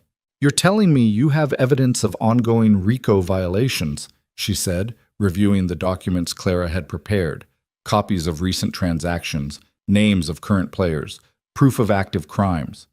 But you're withholding historical information about the Viscari-Moretti conflict. The historical information involves people who are dead, Adrian said. The current information can actually save lives. And what do you want in exchange? Protection for Clara, immunity for anything she witnessed as a minor, and an agreement that the historical material stays sealed. Mitchell studied them both. You know I could subpoena that ledger, force you to turn over everything. You could try, Clara said, but the ledger is in a location you'll never find. And if I die or disappear before I'm ready to give it up, it gets automatically sent to every major news organization in the country. Everything, including proof that the FBI had an informant who murdered 23 people and you buried it. Mitchell's expression didn't change, but her knuckles went white on her pen. That's a bold threat, she said. It's a fact. Clara's voice was calm. I've been running for 5 years. I've gotten good at insurance policies. And if we agree to your terms, then you get enough evidence to take down the current Viscari operation. Arrest warrants for 15 major players, including Marco if you want him. Asset seizures. RICO convictions. Clara slid another folder across the table. You get to be the agent who finally brought down one of New York's oldest crime families. Mitchell read through the folder. Her expression shifted from skeptical to interested. This is good intelligence, she admitted. Really good. Where'd you get it? I'm a Viscari. I heard things growing up. And you're willing to testify? If Clara gets full immunity and protection, yes, Adrian said. Otherwise, the ledger disappears and you get nothing. Mitchell set down the folder. I'll need to run this up the chain, get approval from the assistant director. You have 48 hours, Clara said. After that, I'm disappearing again. And this time, nobody's finding me. They left Mitchell with the evidence and walked out into bright afternoon sunshine. Clara felt lighter somehow, like she'd been carrying weight for 5 years and finally set it down. You think she'll go for it? Adrian asked. Yeah, the evidence is too good to pass up. Clara took a breath. And even if she doesn't, at least we tried. What happens to Marco? That's up to him. If he backs off, leaves us alone, we leave the parts about Carlo out of it. His son's reputation stays intact. Clara looked at Adrian. But if he comes after us again, we release everything. Everything, Clara confirmed. Adrian took her hand. It was such a simple gesture, but it felt monumental. They walked back to the car where James was waiting, and Clara let herself believe that maybe, just maybe, they'd found a way out of the maze their fathers had built. That night, Clara read to Luca in Italian before bed. Simple words, children's stories, nothing complicated. When she finished, Luca looked up at her. "You're staying, right? For real this time?" Clara glanced at Adrian, who was leaning in the doorway watching them. "Yeah," she said, for real this time." "Good," Luca yawned. "Because Nonna likes you better than the nurses. And Papa is less angry when you're around." "I am not less angry," Adrian protested. "You smiled today. That's like a miracle." Luca grinned, then closed his eyes. Clara tucked him in, kissed his forehead, and followed Adrian out. In the hallway, Adrian pulled her close. "He's right, you know," he said quietly. "I am less angry." "That's because you're too exhausted to be angry."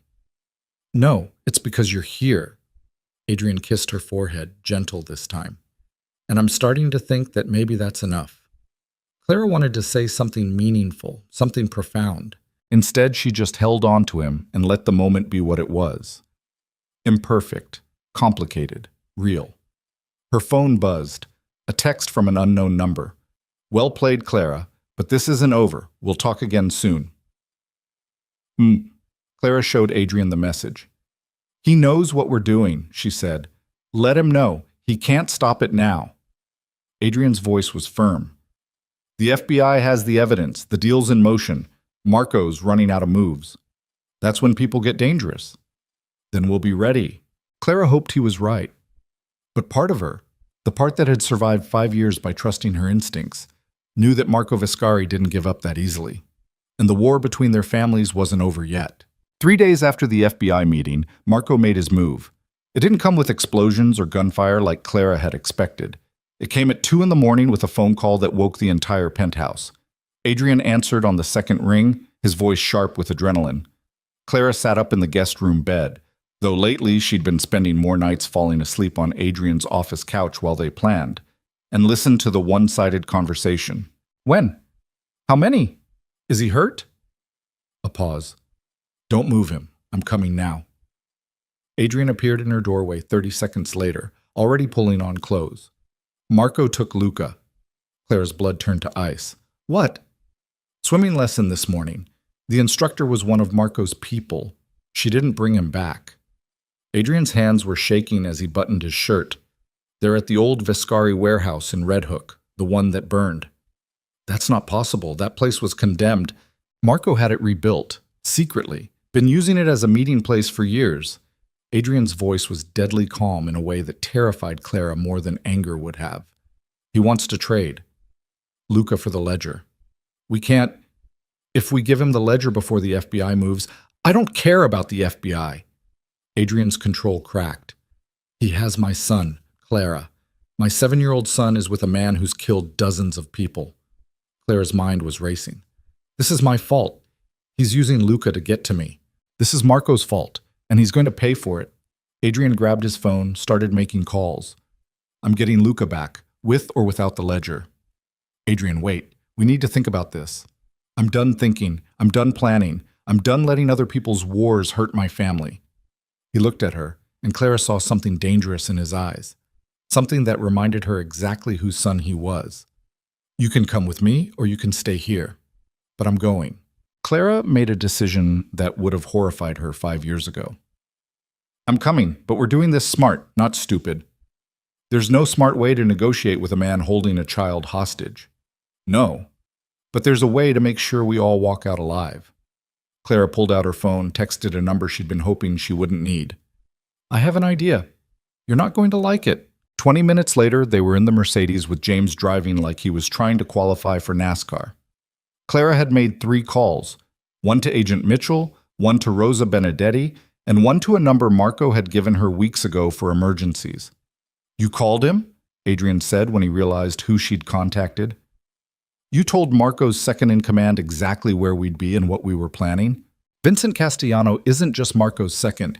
He's the man I was supposed to marry, which means he has as much reason to hate Marco as we do." Clara watched the city blur past. Marco trying to force that marriage alliance destroyed Vincent's engagement to someone he actually loved. He's been looking for a way out for years. And you trust him? I trust that he wants Marco gone as much as we do, and right now that's enough. Clara's phone buzzed. She read the message, then showed it to Adrian. Vincent says Luca is safe. Marco's using him as leverage, but he won't hurt him. Not yet. Not yet isn't good enough. It's better than the alternative. They pulled up to the warehouse at 2:47 a.m. The building looked exactly like the photos Clara had seen in the ledger. 4 stories of brick and broken windows, the top floor still showing scorch marks from the fire 20 years ago. Yellow police tape that nobody had bothered to remove fluttered in the wind. Cars were parked in a semicircle outside. Expensive cars, black SUVs, vehicles that screamed money and violence. He brought an army, Adrian said. So did we. Clara pointed to the unmarked vans parking 2 blocks away. Agent Mitchell had moved fast. The FBI's got snipers on the buildings across the street, SWAT team ready to move in if things go wrong. And if Marco sees them? Then we're all dead and this becomes a federal case instead of a family problem. Clara took a breath. But he won't see them. Mitchell's good at her job. Adrian's phone rang. Marco's voice came through the speaker loud enough for Clara to hear. Adrian, so glad you could make it. Come inside, alone. You too, Clara. Anyone else tries to enter and the boy loses a finger. The line went dead. Adrian stared at the warehouse like it was the gates of hell. If anything happens to Luca, it won't. Clara took his hand. We end this tonight, together. They walked to the entrance side by side. The door was open, light spilling out from inside. Music was playing, opera, something Italian and tragic. Inside, the warehouse had been transformed. The ground floor was clean, renovated, set up like some kind of twisted gentleman's club. Leather furniture, expensive art, a bar stocked with liquor that probably cost more than Clara's old apartment. And in the center of it all, sitting in a chair like a throne, was Marco Vescari. He looked older in person than he had at the restaurant. Tired. Like a man who'd been fighting for so long he'd forgotten what peace looked like. Luca sat on a couch nearby, unharmed but terrified. A woman Clara recognized, Vincent's sister, Sophia, sat beside him, reading a picture book, like this was a normal babysitting job. Papa! Luca tried to run, but Sophia held him gently. He's fine, Marco said. Scared, but fine. I'm not a monster, Adrian. I don't hurt children. You kidnapped my son. I borrowed him. There's a difference. Marco gestured to chairs across from him. Sit. We have business to discuss. Give me Luca first. Give me the ledger first. The ledger's not here, Marco smiled. I know, but you know where it is. And you're going to get it for me, or this situation becomes much more complicated. Adrian started to move forward, but Clara caught his arm. She stepped in front of him, facing Marco directly. You want the ledger? Fine. I'll give it to you, but first you're going to listen to what I have to say. Marco raised an eyebrow. Bold. I like it. Speak. You've been hunting me for 5 years because you want to protect my father's reputation. You want proof that Carlo Vescari wasn't a criminal, that he was trying to broker peace when Antonio Moretti killed him. Clara's voice was steady. I can give you that proof, but in exchange, you let go of this vendetta. You let me walk away. You let Adrian's family walk away. And you accept that the empire you built on blood and fear ends with you. Ends with me? Marco laughed. I've spent 40 years building this organization, and the FBI is about to tear it apart. Clara pulled out her phone, showed him photos of arrest warrants, 15 of your top people, including you, RICO charges, murder, racketeering. They move in 72 hours unless you agree to our terms. Marco's face went dark. You went to the FBI. I gave them enough to destroy your current operations. But I kept the historical stuff separate. The stuff about my father, about the fire, about how this whole war started, that's still protected. Clara met his eyes. I'm offering you a choice. You can go down fighting and take everyone with you, including my father's reputation. Or you can walk away, let your organization collapse, and preserve the one thing you actually care about, your son's legacy. My son's legacy is the family business. Your son's legacy is that he tried to do the right thing and died for it. That's worth more than any criminal empire. Clara's voice softened. Let him be remembered as the man who wanted peace, not the monster people think he was. Marco was quiet for a long moment. Then he looked at Vincent, who'd appeared from the shadows in the back of the warehouse. You knew about this? Marco asked. Vincent nodded. Clara contacted me yesterday, explained the situation, asked me to choose between loyalty to you and loyalty to the future. And you chose her? I chose survival. Because unlike you, I'm smart enough to know when a war is lost. Vincent's voice was calm, matter of fact. The FBI has everything. Your accountants, your judges, your politicians, all of it. The organization is done. The only question is whether you go to prison or you walk away. Walk away to what? I'm 73 years old. This organization is all I have. You have your granddaughter, Clara said quietly. And if you agree to our terms, you get to keep her. Marco looked at her, really looked at her, and for the first time Clara saw something other than calculation in his eyes. She saw pain, regret, the ghost of the man he might have been if he'd made different choices 40 years ago. What are your terms? He asked finally. You let Luca go, right now. Then you meet with the FBI, give them everything they need to dismantle the current organization. In exchange, they grant you immunity for historical crimes, anything older than 10 years. Clara pulled out a document Agent Mitchell had prepared. You serve no prison time. You retire. Completely. You sell your assets, you disappear, and you never contact me or the Morettis again. And my son's reputation? The ledger proves he tried to broker peace with Antonio Moretti, that he wanted to go legitimate, that he died trying to save both families. Clara's voice was gentle. That becomes the official story. The FBI confirms it. The newspapers report it. Carlo Viscari becomes the tragic hero who died trying to end a war. Marco read the document slowly. Claire could see him calculating, weighing options, trying to find the trap. If I refuse? He asked. Then we release everything. Your son goes down in history as a criminal, you die in prison, and everyone connected to both families gets destroyed in the fallout. Adrian's voice was cold. That's not a threat. That's a fact. Marco looked at Luca, who was watching everything with huge, terrified eyes. Then he looked at Clara. You're so much like your grandmother, he said.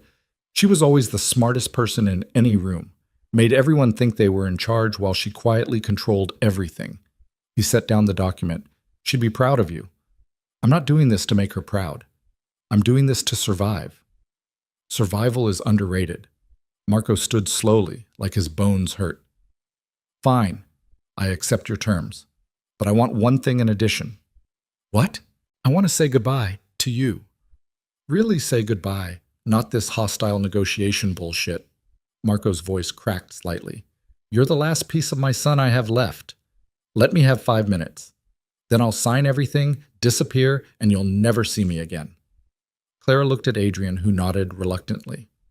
5 minutes, she said. Then this is over. Marco gestured to a door at the back of the warehouse. In my office, private. Adrian tensed, but Clara shook her head. It's okay. I'll be fine. If he tries anything, then you burn down the world. I know. She squeezed his hand. 5 minutes. Marco's office was smaller than Clara expected. Neat, old-fashioned, photos on the walls of people she didn't recognize, family from generations ago probably. A picture of her father as a young man, smiling, looking nothing like the monster people described.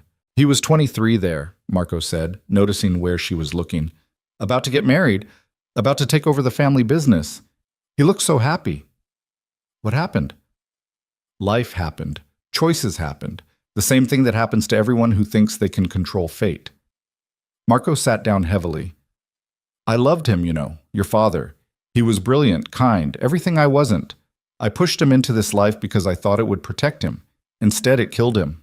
You can't change that now. No, but I can make sure his daughter doesn't end up the same way. Marco pulled out a folder, handed it to her. This is everything.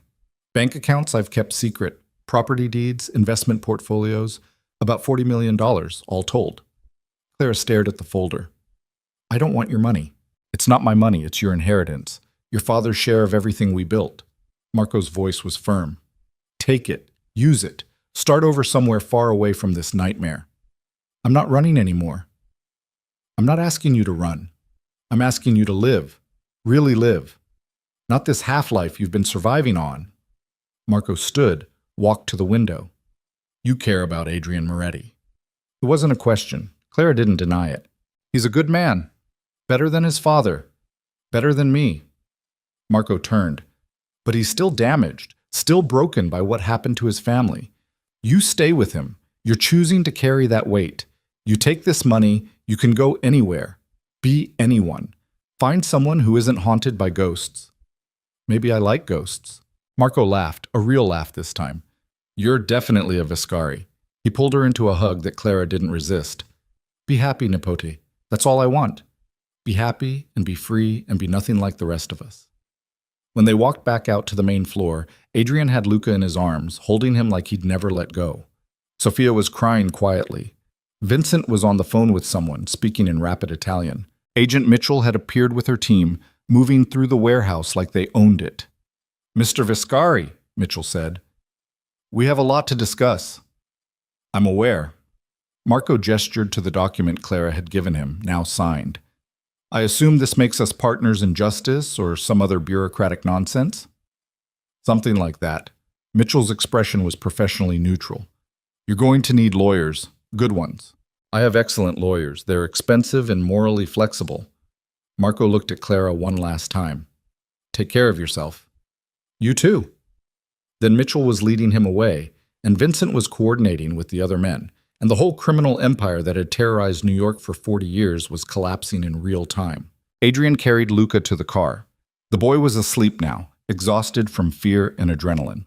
Clara watched Adrian's face as he settled his son in the back seat. The fierce protectiveness, the relief, the love that made him vulnerable in ways his business persona never allowed. Thank you, Adrian said when they were finally alone in the car, James driving them home through empty streets. For what you did. For saving him. I didn't save him. Marco was never going to hurt him. Marco would have used him as leverage forever. You cut that off. You ended it. Adrian's hand found hers in the darkness. You ended the whole damn war. We ended it. Together. They sat in silence for a while, watching Manhattan wake up around them. Sunrise was coming, painting the sky gold and pink and purple. The money Marco gave you, Adrian said carefully. That's enough to disappear. Start over anywhere in the world. Clara looked at the folder in her lap. $40 million. Freedom. Everything she dreamed about. Yeah, she said. It is. So what are you going to do?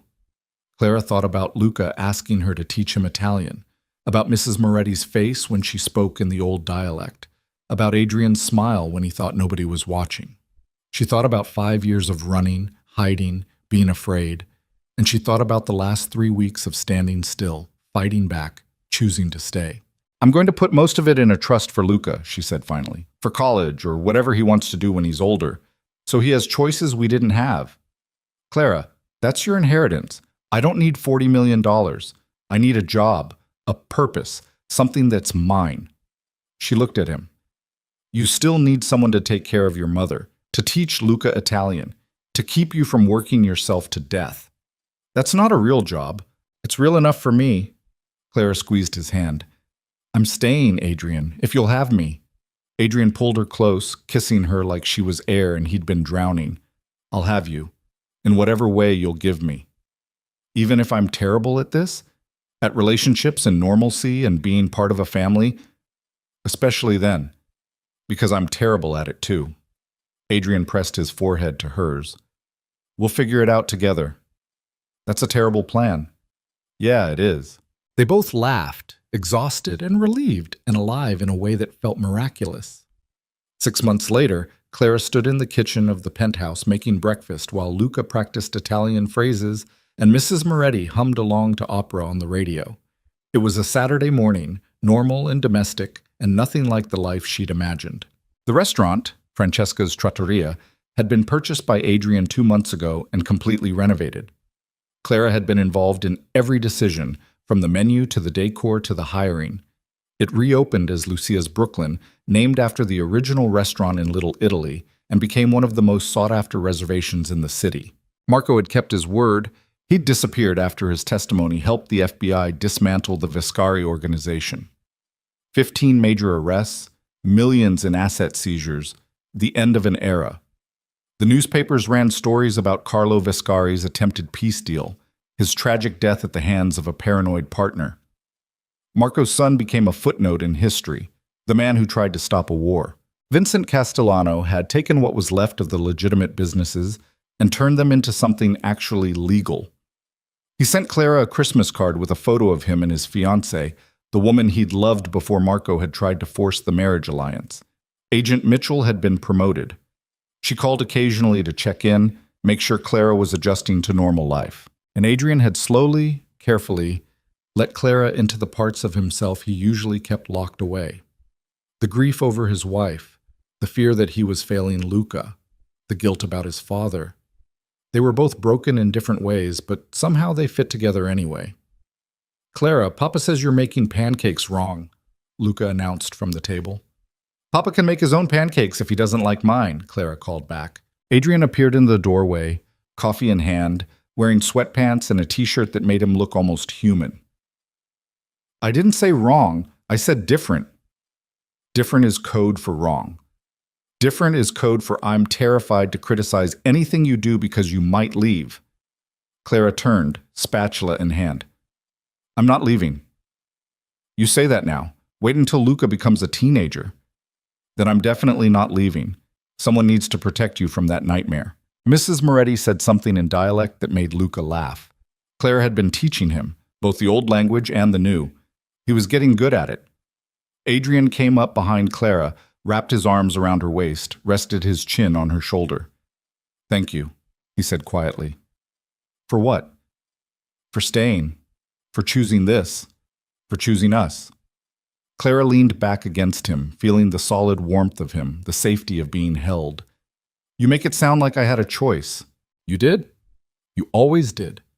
"Then I choose you, every day, even when you're terrible. Especially when I'm terrible." They stood there in the kitchen, surrounded by the chaos of family breakfast, and Clara thought about the girl she'd been 5 years ago, running, hiding, terrified of everything. That girl was gone. In her place was a woman who'd learned that sometimes the bravest thing you could do was stop running, stand still, fight for the people who mattered. She'd learned that family wasn't about blood. It was about choice, about showing up, about staying even when it was hard. She'd learned that her father's mistakes didn't have to be her mistakes, that she could choose differently, be different. And she'd learned that love wasn't about perfection. It was about two broken people deciding that maybe, together, they could build something whole. Later that morning, after breakfast and dishes and Luca's swimming lesson, Adrian asked Clara to marry him. They were in the sunroom with his mother, who was having a good day, clear-eyed and present and happy in a way she hadn't been in years. Adrian got down on one knee with a ring that had belonged to his grandmother. Simple, elegant, old-fashioned. "I know we're terrible at this," he said. "I know we're both damaged and complicated and probably going to mess everything up. But I want to mess it up with you. Forever. If you'll have me." Clara looked at this man who'd hated her family, protected her anyway, chosen love over revenge. She looked at Luca, who was grinning so hard his face might split. She looked at Mrs. Moretti, who was crying happy tears and murmuring blessings in dialect. And she looked at herself, really looked at the woman she'd become. Not the frightened girl running from monsters, not the ghost hiding from the past, but someone real, someone whole, someone who'd survived hell and chosen to build heaven anyway. "Yes," she said, "I'll have you." Adrian slipped the ring on her finger and kissed her while Luca cheered and Mrs. Moretti clapped. And somewhere in the city below, life went on for millions of people who had no idea that a war had ended and a family had been reborn. The wedding happened 3 months later at Lucia's Brooklyn, small and intimate and perfect.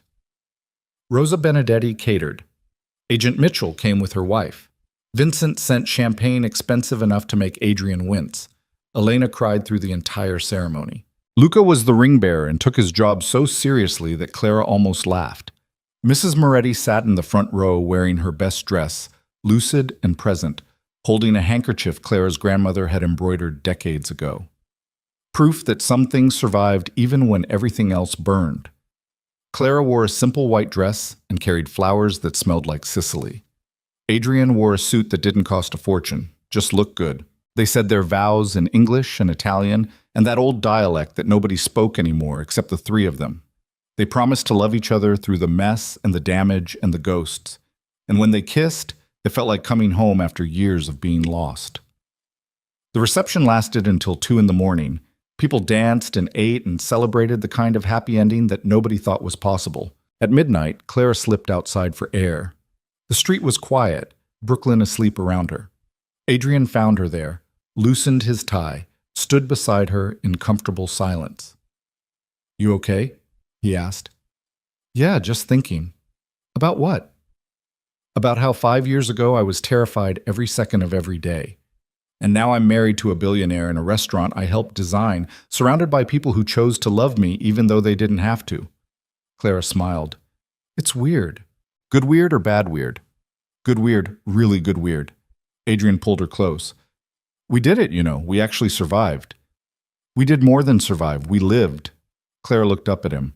"We chose to live instead of just exist, that's not nothing." "No, it's everything."